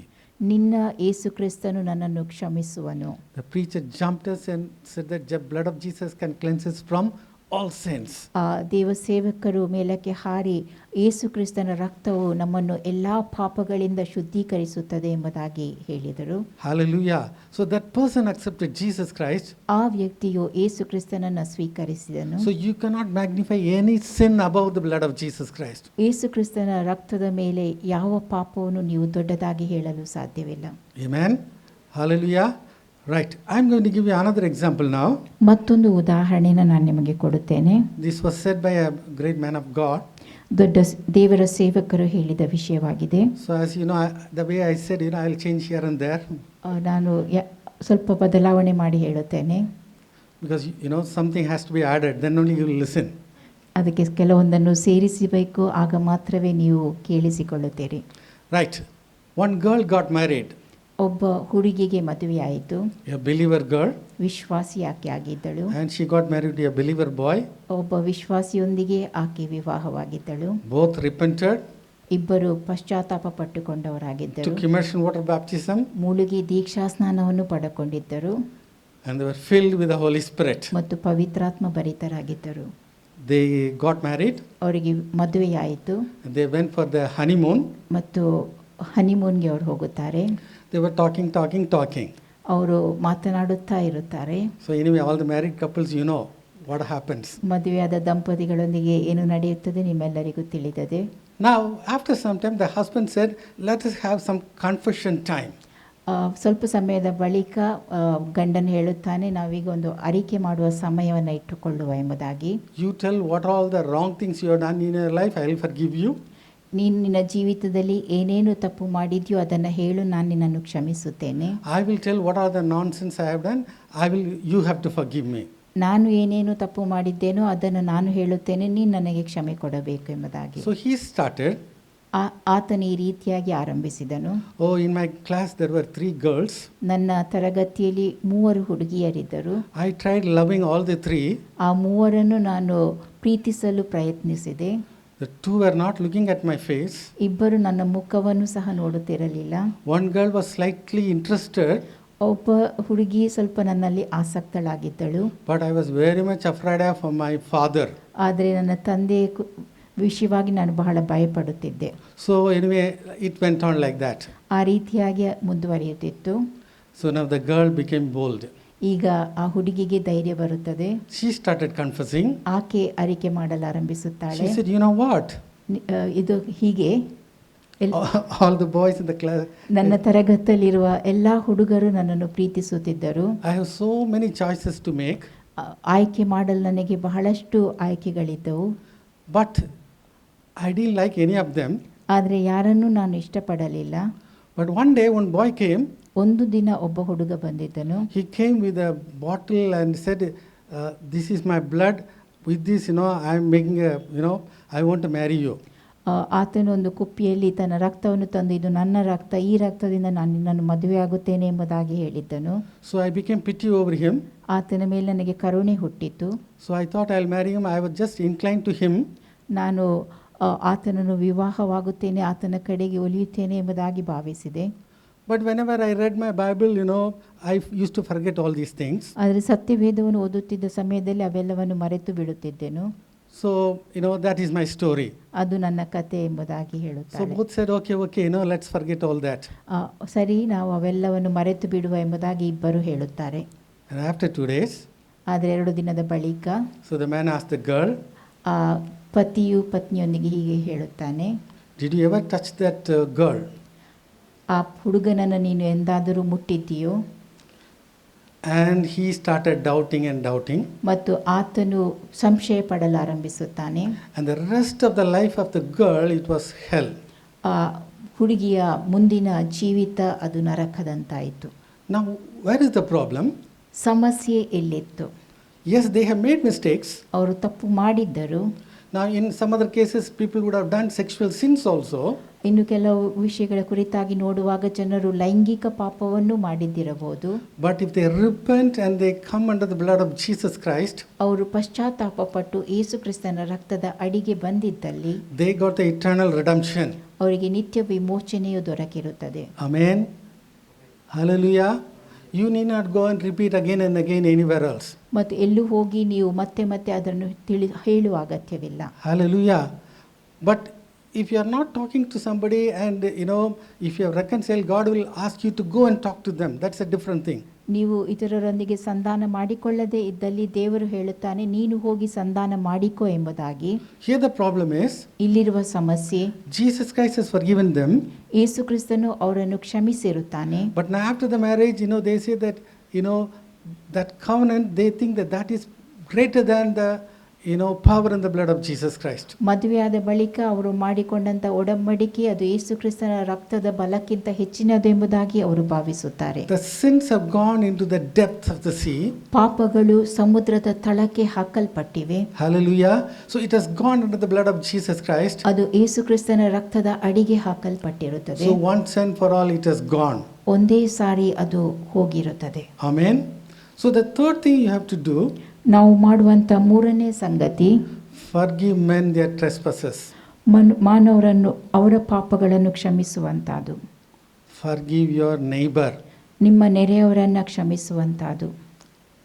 This is a problem for people. ಇದು ಜನರಿಗಿರುವ ಸಮಸ್ಯೆಯಾಗಿದೆ. If you ask them to forgive somebody, Saddam Hussein or somebody, they are ready to forgive. ಯಾರನ್ನು ಸದಾಂ ಹುಸೇನನ್ನು ಕ್ಷಮಿಸಲು ಹೇಳಿದರೆ ಅವರನ್ನು ಕ್ಷಮಿಸಲು ಜನರು ಸಿದ್ಧರಾಗಿರುತ್ತಾರೆ. Your neighbor you see almost every day. ನಿಮ್ಮ ನೆರೆಯವರನ್ನು ನೀವು ಪ್ರತಿನಿತ್ಯವೂ ನೋಡುತ್ತಾ ಇರುತ್ತೀರಿ. Sometimes when you look at them, what they have done, their case history, everything, all the nonsense, what they have done, it's coming to your memory. ಅವರನ್ನು ನೀವು ನೋಡುವಾಗ ಅವರು ಹಿಂದೆ ಏನೇನು ಮಾಡಿರುತ್ತಾರೋ ಅವೆಲ್ಲವೂ ನಿಮ್ಮ ಜ್ಞಾಪಕಕ್ಕೆ ಬರುತ್ತದೆ. But what did Jesus say? ಆದರೆ ಯೇಸು ಹೇಳಿದ್ದೇನು? Matthew 6:14. ಮತ್ತಾಯ 6:14. For if ye forgive men their trespasses, your heavenly Father will also forgive you. Next words. But if ye forgive not men their trespasses, neither will your Father forgive your trespasses. Amen. Hallelujah. So Jesus has forgiven us. ಯೇಸು ಕ್ರಿಸ್ತನು ನಮ್ಮನ್ನು ಕ್ಷಮಿಸಿರುತ್ತಾನೆ. So you have to forgive other people. ನೀವು ಇತರರ ತಪ್ಪುಗಳನ್ನು ಕ್ಷಮಿಸಬೇಕು. Amen. Hallelujah. See, third person, it's easy to forgive. ಯಾವುದೋ ಮೂರನೇ ವ್ಯಕ್ತಿಯನ್ನು ಕ್ಷಮಿಸುವುದು ಸುಲಭವಾಗುತ್ತದೆ. Close people is difficult. ಆದರೆ ಆಪ್ತರನ್ನು ಕ್ಷಮಿಸುವಂತಹದ್ದು ಕಷ್ಟವಾಗುತ್ತದೆ. Brothers, sisters, it's a bit difficult. ಸಹೋದರ ಸಹೋದರಿಯರನ್ನು ಕ್ಷಮಿಸುವುದು ಸ್ವಲ್ಪ ಕಷ್ಟವಾಗುತ್ತದೆ. Most important is between the husband and wife. ಮುಖ್ಯವಾದುದು ಪತಿ ಪತ್ನಿಯರ ನಡುವಿರುವುದು. But if Jesus Christ has forgiven you, you have to forgive. ಆದರೆ ಯೇಸು ಕ್ರಿಸ್ತನು ನಿಮ್ಮನ್ನು ಕ್ಷಮಿಸಿದ್ದಲ್ಲಿ ನೀವು ಕ್ಷಮಿಸುವವರಾಗಿರಬೇಕು. That's what Jesus said in Matthew 6:15. ಅದನ್ನು ಯೇಸು ಕ್ರಿಸ್ತನು ಮತ್ತಾಯ 6:15 ಹೇಳಿರುತ್ತಾನೆ. Let's read that once again, Matthew 6:15. ಅದನ್ನು ನಾವು ಮತ್ತೆ ಓದುವ. But if ye forgive not men their trespasses, neither will your Father forgive your trespasses. Amen. If you forgive not men their trespasses, neither will your Father forgive your trespass. ನೀವು ಜನರ ತಪ್ಪುಗಳನ್ನು ಕ್ಷಮಿಸದೆ ಹೋದರೆ ನಿಮ್ಮ ತಂದೆ ಸಹ ನಿಮ್ಮ ತಪ್ಪುಗಳನ್ನು ಕ್ಷಮಿಸುವುದಿಲ್ಲ. Amen. So I cannot forgive people by myself. ನನ್ನಿಂದ ನಾನೇ ಇತರರನ್ನು ಕ್ಷಮಿಸುವುದು ಸಾಧ್ಯವಾಗುವುದಿಲ್ಲ. Because of the blood of Jesus Christ, because I am washed with the blood of Jesus Christ, I will forgive the people in Jesus' name. ನಾನು ಯೇಸು ಕ್ರಿಸ್ತನ ರಕ್ತದಿಂದ ಶುದ್ಧೀಕರಿಸಲ್ಪಟ್ಟವನ ಆದ ಕಾರಣದಿಂದಾಗಿ ಆ ರಕ್ತದ ಮೂಲಕವಾಗಿ ನಾನು ಇತರರನ್ನು ಕ್ಷಮಿಸುವುದು ಸಾಧ್ಯ. We know the story of Pastor Richard Wurmbrand. Richard Umran ಅವರ ಕತೆ ನಿಮ್ಮೆಲ್ಲರಿಗೂ ತಿಳಿದದೆ. They were the Jewish people, they were tortured in that Nazi concentration camp. ಅವರು ಯಹೂದ್ಯರಾಗಿದ್ದರು, ನಾಜಿ ಕೇಂದ್ರೀಕೃತ ಶಿಬಿರದಲ್ಲಿ ಇದ್ದವರಾಗಿದ್ದರು. From the Nazi concentration camp, one soldier came and met him one day. ಆ Nazi ಕೇಂದ್ರೀಕೃತ ಶಿಬಿರದಲ್ಲಿ ಒಬ್ಬ ಸೈನಿಕನು ಬಂದು ಅವರನ್ನು ಸಂಧಿಸಿದನು. And from the way he explained, he was in the camp, he was in charge of the camp where his wife's parents were killed. ಆ ವ್ಯಕ್ತಿ ಆತನ ಪತ್ನಿ ಇದ್ದಂಥ ಆ ನಾಜಿ ಕೇಂದ್ರೀಕೃತ ಶಿಬಿರದಲ್ಲಿ ಇದ್ದವನಾಗಿದ್ದನು ಮತ್ತು ಆ ನಾಜಿ ಕೇಂದ್ರೀಕೃತ ಶಿಬಿರದಲ್ಲಿ ಈತನು ಜನರನ್ನು ಹಿಂಸಿಸಿದವನು, ಕೊಲೆ ಮಾಡಿದವನಾಗಿದ್ದನು. So Richard Wurmbrand said that, now I want to do an experiment with you. ನಾನೊಂದು ಪ್ರಯೋಗವನ್ನು ನಿನ್ನೊಂದಿಗೆ ಮಾಡುತ್ತೇನೆ ಎಂಬುದಾಗಿ ರಿಚರ್ಡ್ ಉಮ್ರಾಂಡ್ ಅವರು ಹೇಳಿದರು. I will call my wife, she is in the other room, and I will tell her that you are the one who killed her parents. ನನ್ನ ಪತ್ನಿ ಮತ್ತೊಂದು ಕೋಣೆಯಲ್ಲಿದ್ದಾಳೆ, ಆಕೆಯನ್ನು ಕರೆಯುತ್ತೇನೆ, ನಾನು ಆಕೆಗೆ ನಿನ್ನ ಹೆತ್ತವರನ್ನು ಕೊಂದವನು ನೀನೆಂಬುದಾಗಿ ಹೇಳುತ್ತೇನೆ. See what is her reaction. ಆಕೆಯ ಪ್ರತಿಕ್ರಿಯೆ ಏನು ಎಂಬುದನ್ನು ನೋಡು. So he called his wife and said, this is the person in charge of that regiment, where your father and mother were killed. ಅವರು ತನ್ನ ಪತ್ನಿಯನ್ನು ಕರೆದು, ಯಾವ ಶಿಬಿರದಲ್ಲಿ ನಿನ್ನ ತಂದೆ ತಾಯಿ ಅವರು ಕೊಲೆಗೀಡಾದರೋ ಆ ಶಿಬಿರದ ಮುಖ್ಯಸ್ಥನು ಈತನಾಗಿದ್ದನು ಎಂಬುದಾಗಿ ತನ್ನ ಪತ್ನಿಗೆ ರಿಚರ್ಡ್ ಉಮ್ರಾಂಡ್ ಅವರು ತಿಳಿಸುತ್ತಾರೆ. What was the reaction of his wife? ಅವರ ಪತ್ನಿಯ ಪ್ರತಿಕ್ರಿಯೆ ಹೇಗಿತ್ತು? She wrapped her hands around his neck and kissed him on his cheek. ಆಕೆ ತನ್ನ ಕೈಗಳನ್ನು ಆತನ ಕೊರಳ ಸುತ್ತ ಹಾಕಿ ಆತನ ಕೆನ್ನೆಗೆ ಮುತ್ತಿಟ್ಟಳು. This is possible only because of the power and the blood of Jesus Christ. ಯೇಸು ಕ್ರಿಸ್ತನ ರಕ್ತದಲ್ಲಿರುವ ಬಲದ ಮೂಲಕವಾಗಿ ಮಾತ್ರವೇ ಇದು ಸಾಧ್ಯವಾಗುತ್ತದೆ. Amen. Now when we forgive, we have to forgive from our hearts. ನಾವು ಕ್ಷಮಿಸುವಾಗ ಮನಪೂರ್ವಕವಾಗಿ ಕ್ಷಮಿಸಬೇಕು. A lot of time people say that, well, I will forgive, but I will never forget what they have done to me. ಅನೇಕರು ಹೇಳುತ್ತಾರೆ, ನಾನು ಕ್ಷಮಿಸುತ್ತೇನೆ, ಆದರೆ ಅವರು ನನಗೇನು ಮಾಡಿರುತ್ತಾರೋ ಅದನ್ನು ನಾನು ಮರೆಯಲು ಸಾಧ್ಯವಿಲ್ಲ ಎಂಬುದಾಗಿ. Matthew 18:35, Jesus said a very important statement. ಮತ್ತಾಯ 18:35ರಲ್ಲಿ ಯೇಸು ಕ್ರಿಸ್ತನು ಒಂದು ಮುಖ್ಯ ಹೇಳಿಕೆಯನ್ನು ಹೇಳಿರುತ್ತಾನೆ. So likewise shall my heavenly Father do also unto you, if ye from your hearts forgive not every one his brother their trespasses. If you from your hearts forgive not everyone his brother their trespasses. ನಿಮ್ಮಲ್ಲಿ ಪ್ರತಿಯೊಬ್ಬನು ತನ್ನ ಸಹೋದರನಿಗೆ ಮನಪೂರ್ವಕವಾಗಿ ಕ್ಷಮಿಸದೆ ಹೋದರೆ ಪರಲೋಕದಲ್ಲಿರುವ ನನ್ನ ತಂದೆಯೂ ನಿಮಗೆ ಹಾಗೆ ಮಾಡುವನು. Amen. Hallelujah. This is very difficult, ಇದು ಬಹಳ ಕಷ್ಟಕರವಾದುದು. but because of the blood of Jesus Christ it is possible. ಆದರೆ ಯೇಸು ಕ್ರಿಸ್ತನ ರಕ್ತದ ಮೂಲಕವಾಗಿ ಇದು ಸಾಧ್ಯವಾಗುತ್ತದೆ. Long back once I was listening to a sermon by Joyce Meyer. Joys mayor ಅವರು ಕೊಡುತ್ತಿದ್ದ ಒಂದು ಸಂದೇಶವನ್ನು ಬಹಳಷ್ಟು ಸಮಯದ ಹಿಂದೆ ಕೇಳುತ್ತಿದ್ದೆ. And she said sometimes that bad feelings may be coming again and again against that person. ಕೆಲವೊಮ್ಮೆ ಆ ತಪ್ಪಾದ ಅನುಭವಗಳು ಆ ವ್ಯಕ್ತಿಯ ಕಡೆಗೆ ಮತ್ತೆ ಮತ್ತೆ ಬರಲು ಸಾಧ್ಯ. What you have to do? ನೀವು ಮಾಡಬೇಕಾದುದೇನು? You go and buy one costly gift and give it to that person. ಒಂದು ಬೆಲೆ ಬಾಳುವ ಉಡುಗೊರೆಯನ್ನು ಕೊಂಡುಕೊಂಡು ಆ ವ್ಯಕ್ತಿಗೆ ನೀವು ಅದನ್ನು ಕೊಡಿರಿ. Amen. I think that's a good example for us. ಅದು ನಮಗಿರುವ ಒಂದು ದೊಡ್ಡ ಉದಾಹರಣೆಯಾಗಿದೆ. Amen. Hallelujah. See, when it comes to forgiveness, people are not speaking now. ಕ್ಷಮಾಪಣೆಯ ಕುರಿತಾಗಿ ನಾನು ಮಾತನಾಡುವಾಗ ಜನರು ಮಾತನಾಡುತ್ತಲೇ ಇಲ್ಲ. Hallelujah. Now, let's read 1 John chapter 4 verse 20.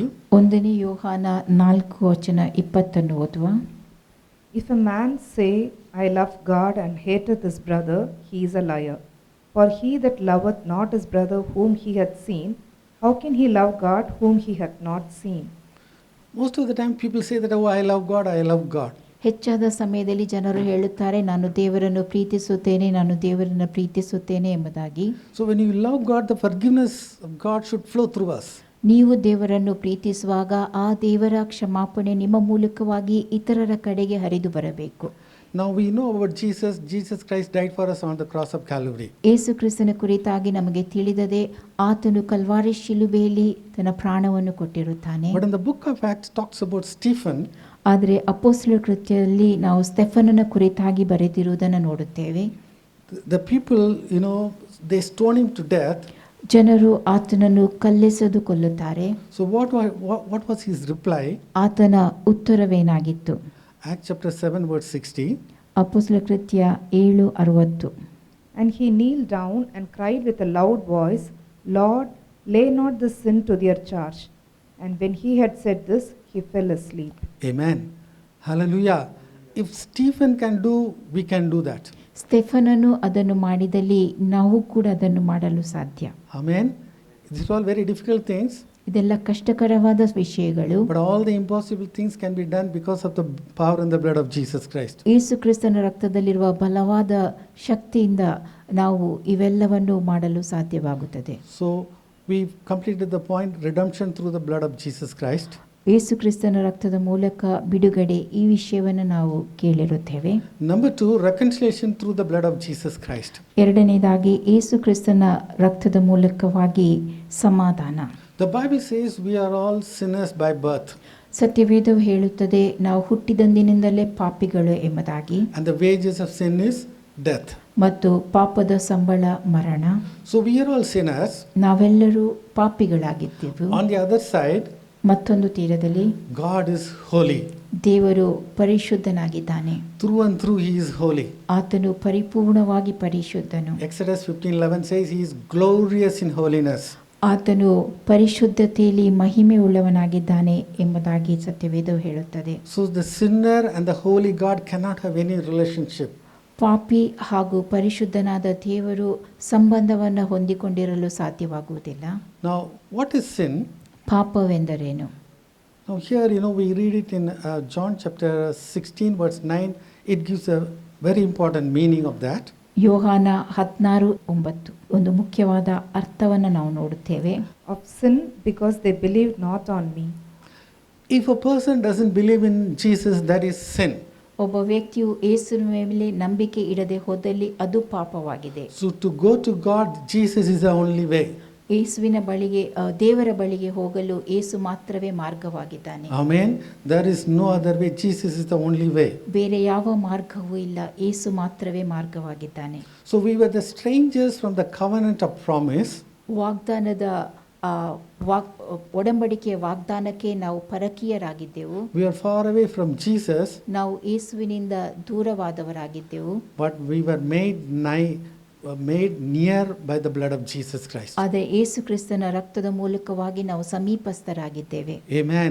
So we have been related to Jesus Christ because of the blood of Jesus Christ.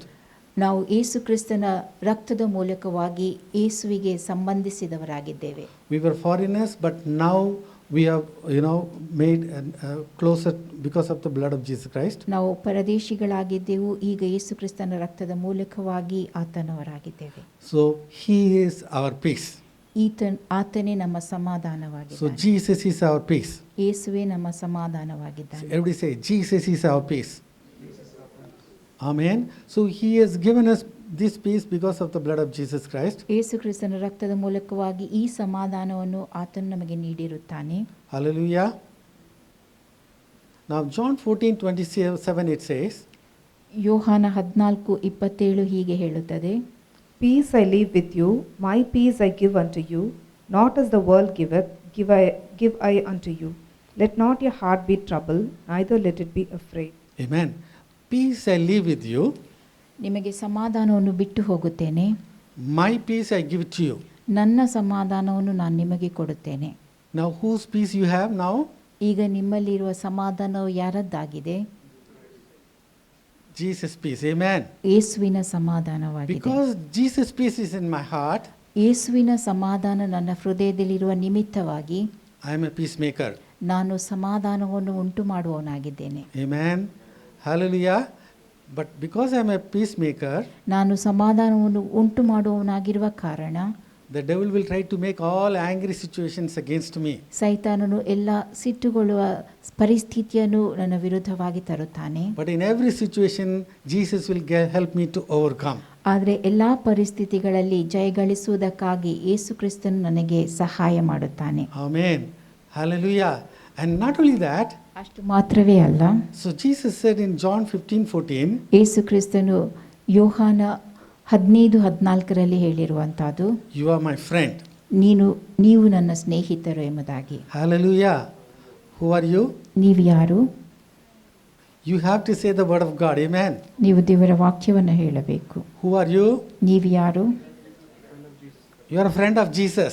ನಾವು ಯೇಸುವಿನ ಸ್ನೇಹಿತರು. Amen. Hallelujah. Now, a lot of time we have been struggling to find what I have to do, what is my will of God, what I have to accomplish in my life. ನಾನು ಏನು ಮಾಡಬೇಕು, ನನ್ನ ಜೀವಿತದಲ್ಲಿ ಯಾವುದನ್ನು ನೆರವೇರಿಸಬೇಕು, ದೇವರ ಚಿತ್ತ ಯಾವುದು ಎಂಬುದಾಗಿ ಅನೇಕರು ಭಾವಿಸಿಕೊಳ್ಳುತ್ತಾರೆ. But if you are a friend of Jesus, ಆದರೆ ನೀವು ಯೇಸುವಿನ ಸ್ನೇಹಿತರಾಗಿದ್ದಲ್ಲಿ, what Jesus said, ಯೇಸು ಹೇಳಿದ್ದೇನು? He is giving you His secrets. ತನ್ನ ರಹಸ್ಯಗಳನ್ನು ಆತನು ನಿಮಗೆ ಹೇಳುತ್ತಾನೆ. Let's read John chapter 15 verse 15. ಯೋಹಾನ 15:15 ನೋಡುವ. Henceforth I call you not servants, for the servant knoweth not what his Lord doeth.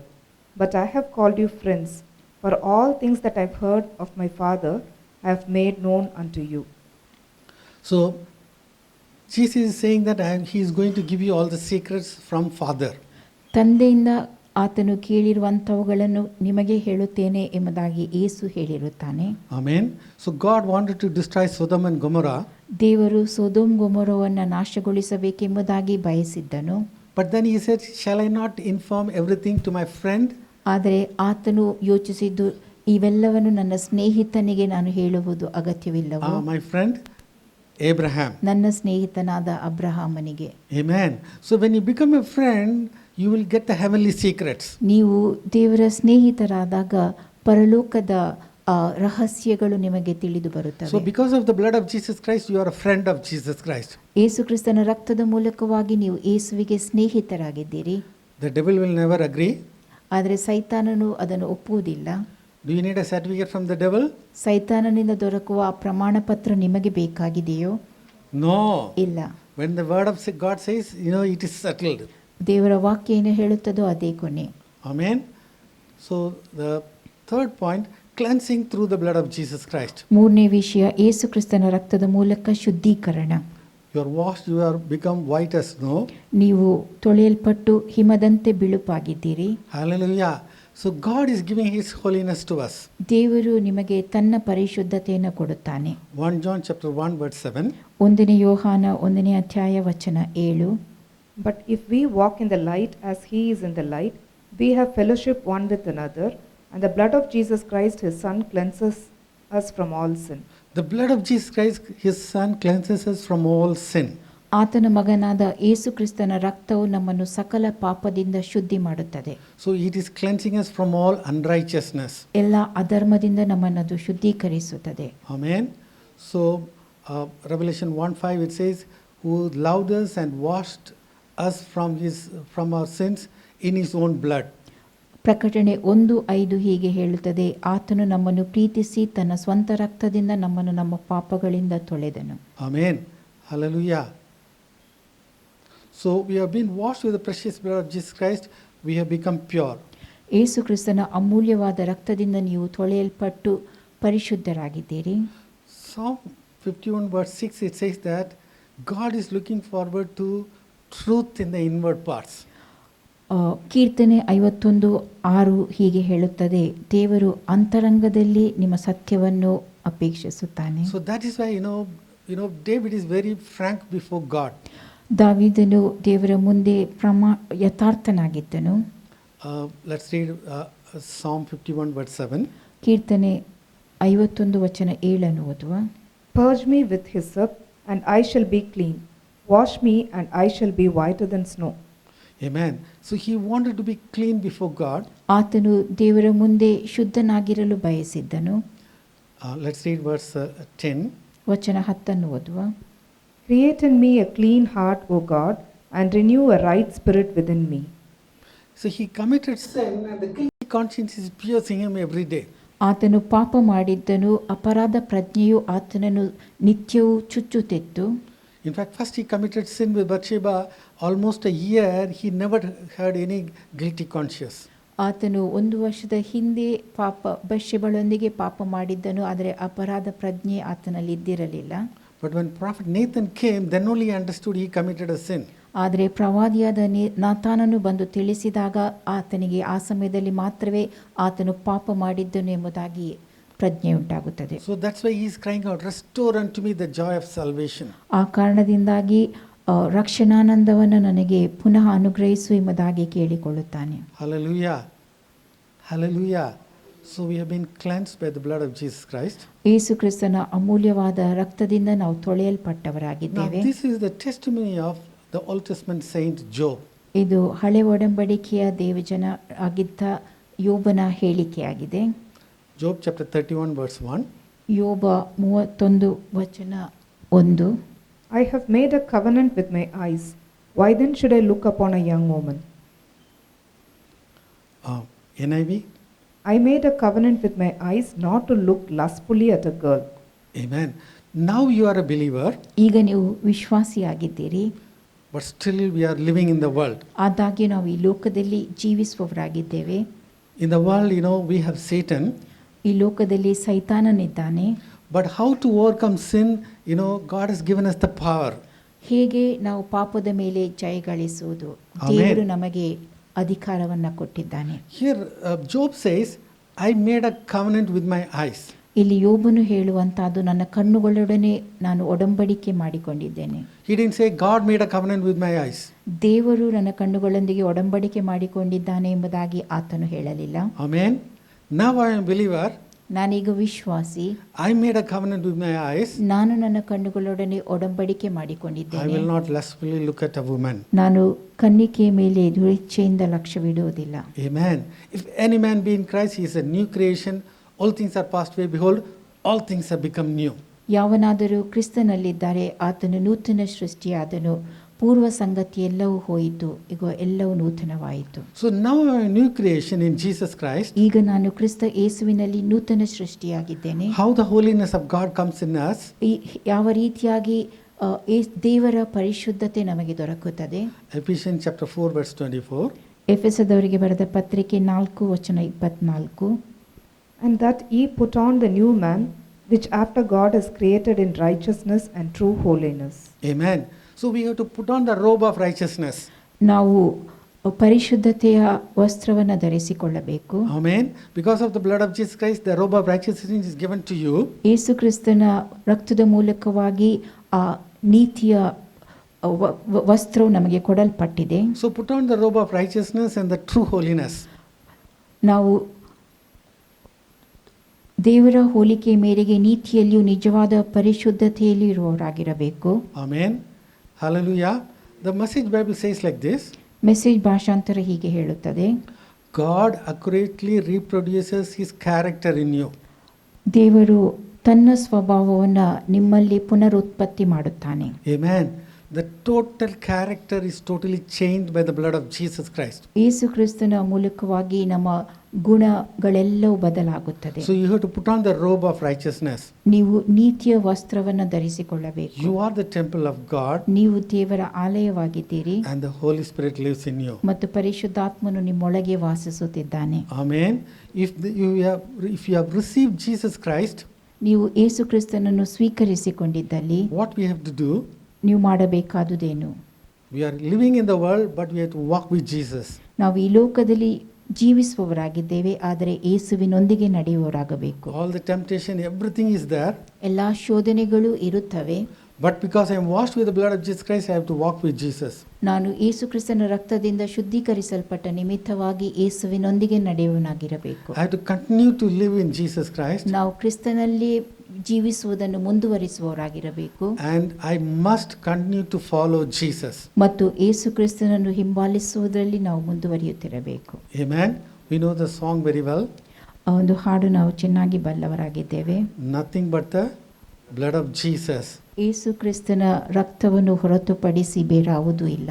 What can wash my sin away? ನನ್ನ ಪಾಪವನ್ನು ಯಾವುದು ತೊಳೆಯಲು ಸಾಧ್ಯ? It's only the blood of Jesus Christ. ಯೇಸು ಕ್ರಿಸ್ತನ ರಕ್ತ ಮಾತ್ರವೇ. So the final point for today is, number 4, sanctification through the blood of Jesus Christ. ಇಂದಿನ 4ನೇ ವಿಷಯ ಯೇಸು ಕ್ರಿಸ್ತನ ರಕ್ತದ ಮೂಲಕ ಪವಿತ್ರೀಕರಣ. Amen. So he made us pure by his precious blood. ಆತನು ತನ್ನ ಅಮೂಲ್ಯವಾದ ರಕ್ತದ ಮೂಲಕವಾಗಿ ನಮ್ಮನ್ನು ಪವಿತ್ರಗೊಳಿಸಿದ್ದಾನೆ. And he has put that overcoming power in us. ಜಯ ಗಳಿಸುವಂತ ಶಕ್ತಿಯನ್ನು ಆತನು ನಮ್ಮಲ್ಲಿ ಇಟ್ಟಿರುತ್ತಾನೆ. So we have to be overcomers all through our life. ನಮ್ಮ ಜೀವಮಾನ ಕಾಲದುದ್ದಕ್ಕೂ ನಾವು ಜಯ ಗಳಿಸುವವರಾಗಿರಬೇಕು. Amen. Right. Let's read Joshua chapter 3 verse 5. ಯೆಹೋಶುವ 3:5 ಓದುವ. And Joshua said unto the people, Sanctify yourselves, for tomorrow the Lord will do wonders among you. Amen.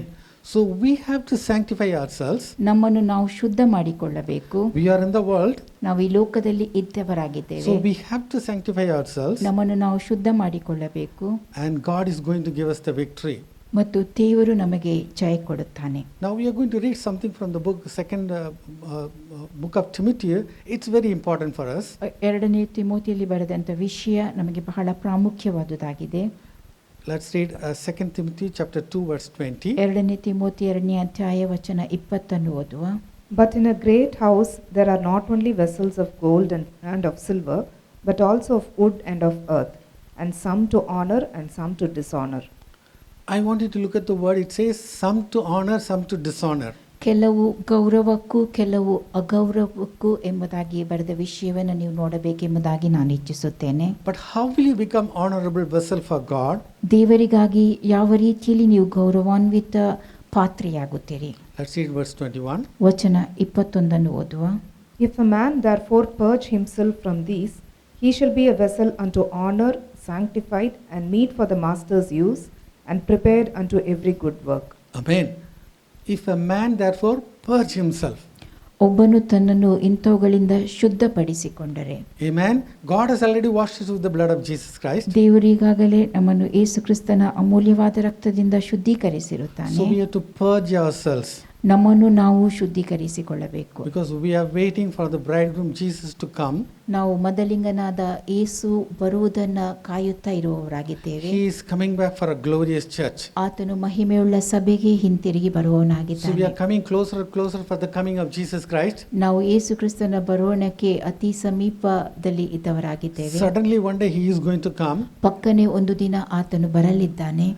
and the Bible says that, let's read Ephesians 5:27. ಎಫೆಸದವರಿಗೆ ಬರೆದ ಪತ್ರಿಕೆ 5:27 ಓದುವ. That he might present it to himself a glorious church, not having spot or wrinkle or any such thing, but that it should be holy and without blemish. But it should be holy and without blemish. ಅದು ಯಾವ ದೋಷವಿಲ್ಲದ್ದು ಪರಿಶುದ್ಧವೂ ಆಗಿರಬೇಕು. So we are the church. ನಾವು ಸಭೆಯಾಗಿದ್ದೇವೆ. So we should be holy and without any blemish. ನಾವು ಯಾವ ದೋಷವಿಲ್ಲದವರು ಪರಿಶುದ್ಧರು ಆಗಿರಬೇಕು. You know that Message Bible says like this, message ಭಾಷಾಂತರ ಹೀಗೆ ಹೇಳುತ್ತದೆ. dressing herself in dazzling white slick, radiant with holiness. ಬೆರಗುಗೊಳಿಸುವ ಬಿಳಿಯ ರೇಷ್ಮೆಯನ್ನು ತೊಡಿಸಿ ಪರಿಶುದ್ಧತೆಯಲ್ಲಿ ಪ್ರಕಾಶಮಾನವಾಗಿರುವಂತಹದ್ದು. Amen. So we have to be the people must go in the coming of Jesus Christ. ನಾವು ಯೇಸು ಕ್ರಿಸ್ತನ ಬರೋಣದಲ್ಲಿ ಎತ್ತಲ್ಪಡುವವರಾಗಿರಬೇಕು. We have to be radiant with holiness. ನಾವು ಪರಿಶುದ್ಧತೆಯಲ್ಲಿ ಪ್ರಕಾಶಮಾನವುಳ್ಳವರಾಗಿರಬೇಕು. Everybody say, radiant in holiness. It is possible by the blood of Jesus Christ. ಇದು ಯೇಸು ಕ್ರಿಸ್ತನ ರಕ್ತದ ಮೂಲಕವಾಗಿ ಸಾಧ್ಯವಾಗುತ್ತದೆ. So we have seen 4 points today. 4 ವಿಷಯಗಳನ್ನು ನಾವು ಈಗಾಗಲೇ ಕೇಳಿದ್ದೇವೆ. Redemption through the blood of Jesus Christ. ಯೇಸು ಕ್ರಿಸ್ತನ ರಕ್ತದ ಮೂಲಕ ಬಿಡುಗಡೆ. We were once upon a time slaves, ಒಂದು ಬಾರಿ ನಾವು ಗುಲಾಮರಾಗಿದ್ದೆವು. but we were set free by the blood of Jesus Christ. ಯೇಸು ಕ್ರಿಸ್ತನ ರಕ್ತದ ಮೂಲಕವಾಗಿ ನಾವು ಬಿಡುಗಡೆ ಹೊಂದಿದವರಾಗಿದ್ದೇವೆ. So we are enjoying the freedom. ನಾವು ಈಗ ಸ್ವಾತಂತ್ರ್ಯದಲ್ಲಿ ಸಂತೋಷ ಪಟ್ಟುಕೊಳ್ಳುವವರಾಗಿದ್ದೇವೆ. We have the forgiveness of Jesus Christ, ಯೇಸು ಕ್ರಿಸ್ತನಿಂದ ನಮಗೆ ಕ್ಷಮಾಪಣೆ ದೊರಕಿದೆ. and so we have to forgive other people. ಆ ಕಾರಣದಿಂದಾಗಿ ನಾವು ಇತರರನ್ನು ಕ್ಷಮಿಸುವವರಾಗಿರಬೇಕು. Number 2, reconciliation through the blood of Jesus Christ. ಎರಡನೇದಾಗಿ ಯೇಸು ಕ್ರಿಸ್ತನ ರಕ್ತದ ಮೂಲಕವಾಗಿ ಸಮಾಧಾನ. We were enemies of God, ನಾವು ದೇವರ ವೈರಿಗಳಾಗಿದ್ದೆವು. but Jesus is the Prince of Peace. By His blood He brought the peace to us. ಯೇಸು ಕ್ರಿಸ್ತನು ಸಮಾಧಾನದ ಪ್ರಭುವಾಗಿದ್ದಾನೆ. ತನ್ನ ರಕ್ತದ ಮೂಲಕವಾಗಿ ಸಮಾಧಾನವನ್ನು ನಮಗೆ ಕೊಟ್ಟಿರುತ್ತಾನೆ. Now we are no more servants, we are the friends of Jesus. ಈಗ ನಾವು ಆಳುಗಳಲ್ಲ, ಯೇಸು ಕ್ರಿಸ್ತನ ಸ್ನೇಹಿತರಾಗಿದ್ದೇವೆ. Amen. Hallelujah. All the time say every day, I am a friend of Jesus. ಪ್ರತಿನಿತ್ಯವೂ ಹೇಳುತ್ತಲೇ ಇರಿ, ನಾನು ಯೇಸು ಕ್ರಿಸ್ತನ ಸ್ನೇಹಿತಳು ಎಂಬುದಾಗಿ. And He will reveal you the secrets from His heart. ಮತ್ತು ತನ್ನ ಹೃದಯದ ರಹಸ್ಯಗಳನ್ನು ಆತನು ನಿಮಗೆ ಪ್ರಕಟಪಡಿಸುತ್ತಾನೆ. Number 3, cleansing through the blood of Jesus Christ. ಮೂರನೇದಾಗಿ ಯೇಸು ಕ್ರಿಸ್ತನ ರಕ್ತದ ಮೂಲಕವಾಗಿ ಶುದ್ಧೀಕರಣ. I am washed and God has given me the robe of righteousness. ನಾನು ತೊಳೆಯಲ್ಪಟ್ಟಿದ್ದೇನೆ, ನೀತಿ ಎಂಬ ವಸ್ತ್ರವನ್ನು ದೇವರು ನನಗೆ ಕೊಟ್ಟಿರುತ್ತಾನೆ. And number 4, sanctification through the blood of Jesus Christ. ನಾಲ್ಕನೇದಾಗಿ ಯೇಸು ಕ್ರಿಸ್ತನ ರಕ್ತದ ಮೂಲಕವಾಗಿ ಪವಿತ್ರೀಕರಣ. And God may be a citizen to go in the rapture of Jesus Christ. ನಾವು ಯೇಸು ಕ್ರಿಸ್ತನ ಎತ್ತಲ್ಪಡುವಿಕೆಯಲ್ಲಿ ಹೋಗುವವರಾಗಲು ಇರುವ ಪ್ರಜೆಗಳಾಗಿದ್ದೇವೆ. Let's close our eyes. ಕಣ್ಣುಗಳನ್ನು ಮುಚ್ಚುವ. Think about that. ಇದರ ಕುರಿತಾಗಿ ಯೋಚಿಸಿರಿ. We have to have a revelation about the blood of Jesus Christ all the time. ಎಲ್ಲ ಸಮಯದಲ್ಲಿಯೂ ಯೇಸು ಕ್ರಿಸ್ತನ ರಕ್ತದ ವಿಷಯದ ಕುರಿತಾಗಿ ಪ್ರಕಟಣೆಗಳು ನಮಗಿರಬೇಕು. Now, having heard the message, if you have to forgive somebody, you have to forgive right now in Jesus' name. ಈ ಸಂದೇಶವನ್ನು ನೀವು ಕೇಳಿರುವಾಗ ನೀವು ಯಾರನ್ನಾದರೂ ಕ್ಷಮಿಸಬೇಕಾಗಿದ್ದಲ್ಲಿ ಯೇಸು ಕ್ರಿಸ್ತನ ಹೆಸರಿನಲ್ಲಿ ಅವರನ್ನು ನೀವು ಕ್ಷಮಿಸುವವರಾಗಿರಬೇಕು. Maybe you may say, well, that person also created problem for me. ನೀವು ಹೇಳಬಹುದು, ಆ ವ್ಯಕ್ತಿ ನಿಮಗೆ ಸಮಸ್ಯೆಯನ್ನುಂಟು ಮಾಡಿದ್ದಾನೆ ಎಂಬುದಾಗಿ. Maybe you may say that, well, I have tried several times to be reconciled, but he is not looking at my face. ನೀವು ಹೇಳಬಹುದು, ಅನೇಕ ಬಾರಿ ಆತನೊಂದಿಗೆ ಸಂಧಾನ ಮಾಡಲು ನಾನು ಪ್ರಯತ್ನಿಸಿದ್ದೇನೆ, ಆದರೆ ಆತನೇ ನನ್ನ ಮುಖವನ್ನು ಕೂಡ ನೋಡುತ್ತಾ ಇಲ್ಲ ಎಂಬುದಾಗಿ. But because Jesus has forgiven us, we have to forgive them. ಆದರೆ ಯೇಸು ನಮ್ಮನ್ನು ಕ್ಷಮಿಸಿರುವ ನಿಮಿತ್ತವಾಗಿ ನಾವು ಅವರನ್ನು ಕ್ಷಮಿಸಬೇಕು. You make your attempt and God will do the rest of the things. ನೀವು ಪ್ರಯತ್ನಿಸಿರಿ, ಉಳಿದ ಸಂಗತಿಗಳನ್ನು ದೇವರು ನಡೆಸುತ್ತಾನೆ. And all the time think you are a friend of Jesus. ಎಲ್ಲ ಸಮಯದಲ್ಲಿಯೂ ನೀವು ಯೇಸುವಿನ ಸ್ನೇಹಿತರು ಎಂಬುದರ ಕುರಿತಾಗಿ ಯೋಚಿಸಿರಿ. He will reveal the secrets. ಆತನು ತನ್ನ ರಹಸ್ಯಗಳನ್ನು ನಿಮಗೆ ಪ್ರಕಟಪಡಿಸುತ್ತಾನೆ. You will escape all the lust of the world. ಈ ಲೋಕದ ದುರಾಶೆಗಳಿಂದ ನೀವು ತಪ್ಪಿಸಿಕೊಳ್ಳುವವರಾಗುತ್ತೀರಿ. You will be holy through and through. ನೀವು ಸಂಪೂರ್ಣವಾಗಿ ಪರಿಶುದ್ಧರಾಗಿರುತ್ತೀರಿ. And when Jesus comes in the midair, you will go in the rapture. ಯೇಸು ಕ್ರಿಸ್ತನು ಮಧ್ಯ ಆಕಾಶದಲ್ಲಿ ಬರುವಾಗ ನೀವು ಎತ್ತಲ್ಪಡುವವರಾಗುತ್ತೀರಿ. Loving Heavenly Father, we thank you for this wonderful day. ಪರಲೋಕದ ಪ್ರಿಯ ತಂದೆಯ ಅದ್ಭುತವಾದ ದಿನಕ್ಕಾಗಿ ನಿನಗೆ ಕೃತಜ್ಞತೆಯನ್ನು ಸಲ್ಲಿಸುತ್ತೇವೆ. And Lord, I pray for every one of them here listening to the word of God. ದೇವರ ವಾಕ್ಯವನ್ನು ಕೇಳುತ್ತಿರುವ ಪ್ರತಿಯೊಬ್ಬೊಬ್ಬರಿಗಾಗಿ ನಾವು ಪ್ರಾರ್ಥಿಸುತ್ತೇವೆ. And Lord, I pray for every one of them listening on the online also.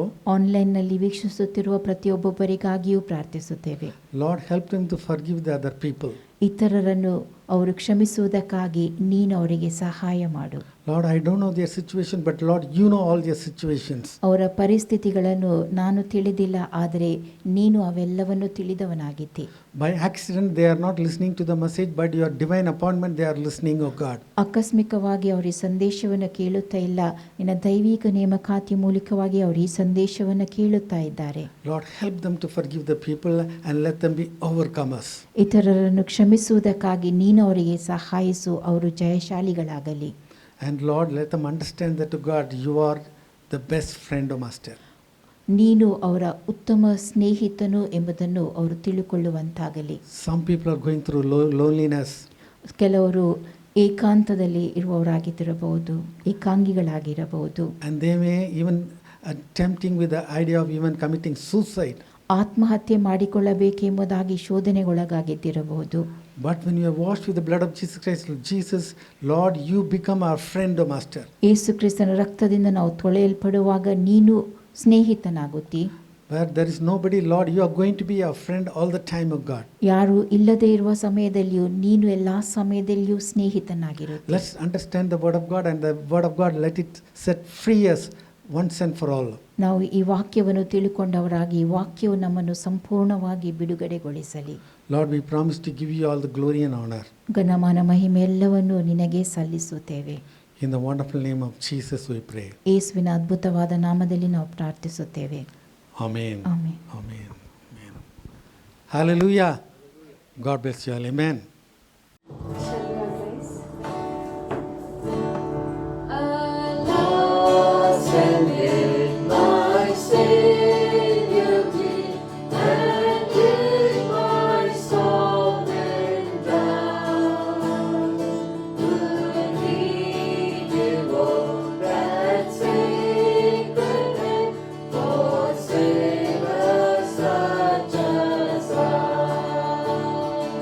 At the cross, where I first saw the light, and the burden of my heart rolled away. It was there by faith I received my sight, and now I am happy all the day. Was it for Christ that I have done? He died upon the tree.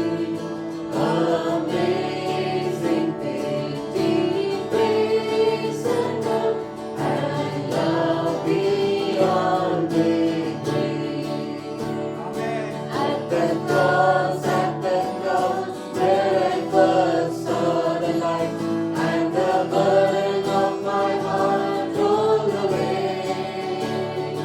It was there by faith I received my sight, and now I am happy all the day.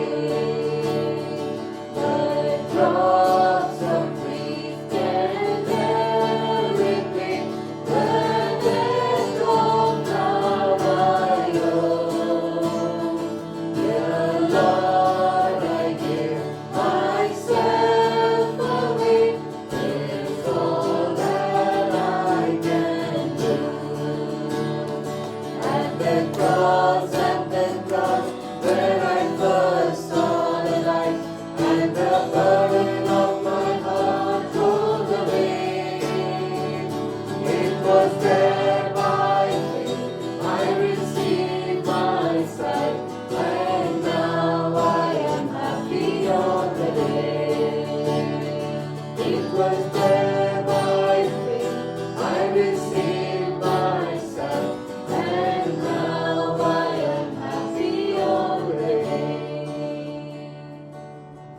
right, we'll have the closing prayer. Loving Heavenly Father, we thank you, Lord, for this time of worship. Thank you for bringing us together, Father God, as a church to worship you in spirit and in truth, O Lord God. Father, thank you for your word this morning. Yes, Father God, thank you for reinforcing us and reminding us the power in the precious blood of Jesus Christ. We thank you, Father God. We are really energized, Father God. Lord, Holy Spirit, inspire us is just not to listen, yes, Father God, to the power of the power in the blood of Jesus Christ, O Lord God. But Father God, help us to experience it day in and day out, O Lord God. Every moment of our life, O Lord God, as we, yes, Father God, learn from your word, O Lord God, there is redemption, there is reconciliation, there is cleansing. Yes, Father God, there is security, O Lord God, in the power of blood of Jesus Christ, O Lord God. Father God, yes, help us to experience it day in and day out, O Lord God. Help us to meditate it on every day basis, O Lord God, because that's so important at this point of time where things are so unpredictable, so uncertain, Father God. Father God, we also commit the coming week into your hands, O Lord God. Father God, whatever work that you in store for us, O Lord God, Father, lead us and guide us, O Lord God, and also, Father God, help us to testify you to the world, O Lord God. Be with us, Father. In Jesus' mighty name we pray. Amen. Now unto him who is able to keep us from falling, our Lord Jesus Christ, who is the coming King, the love of the Father, the fellowship of the Holy Spirit, be with us now and forevermore. Amen. Hallelujah. Hallelujah. Hallelujah. God bless you all. Amen.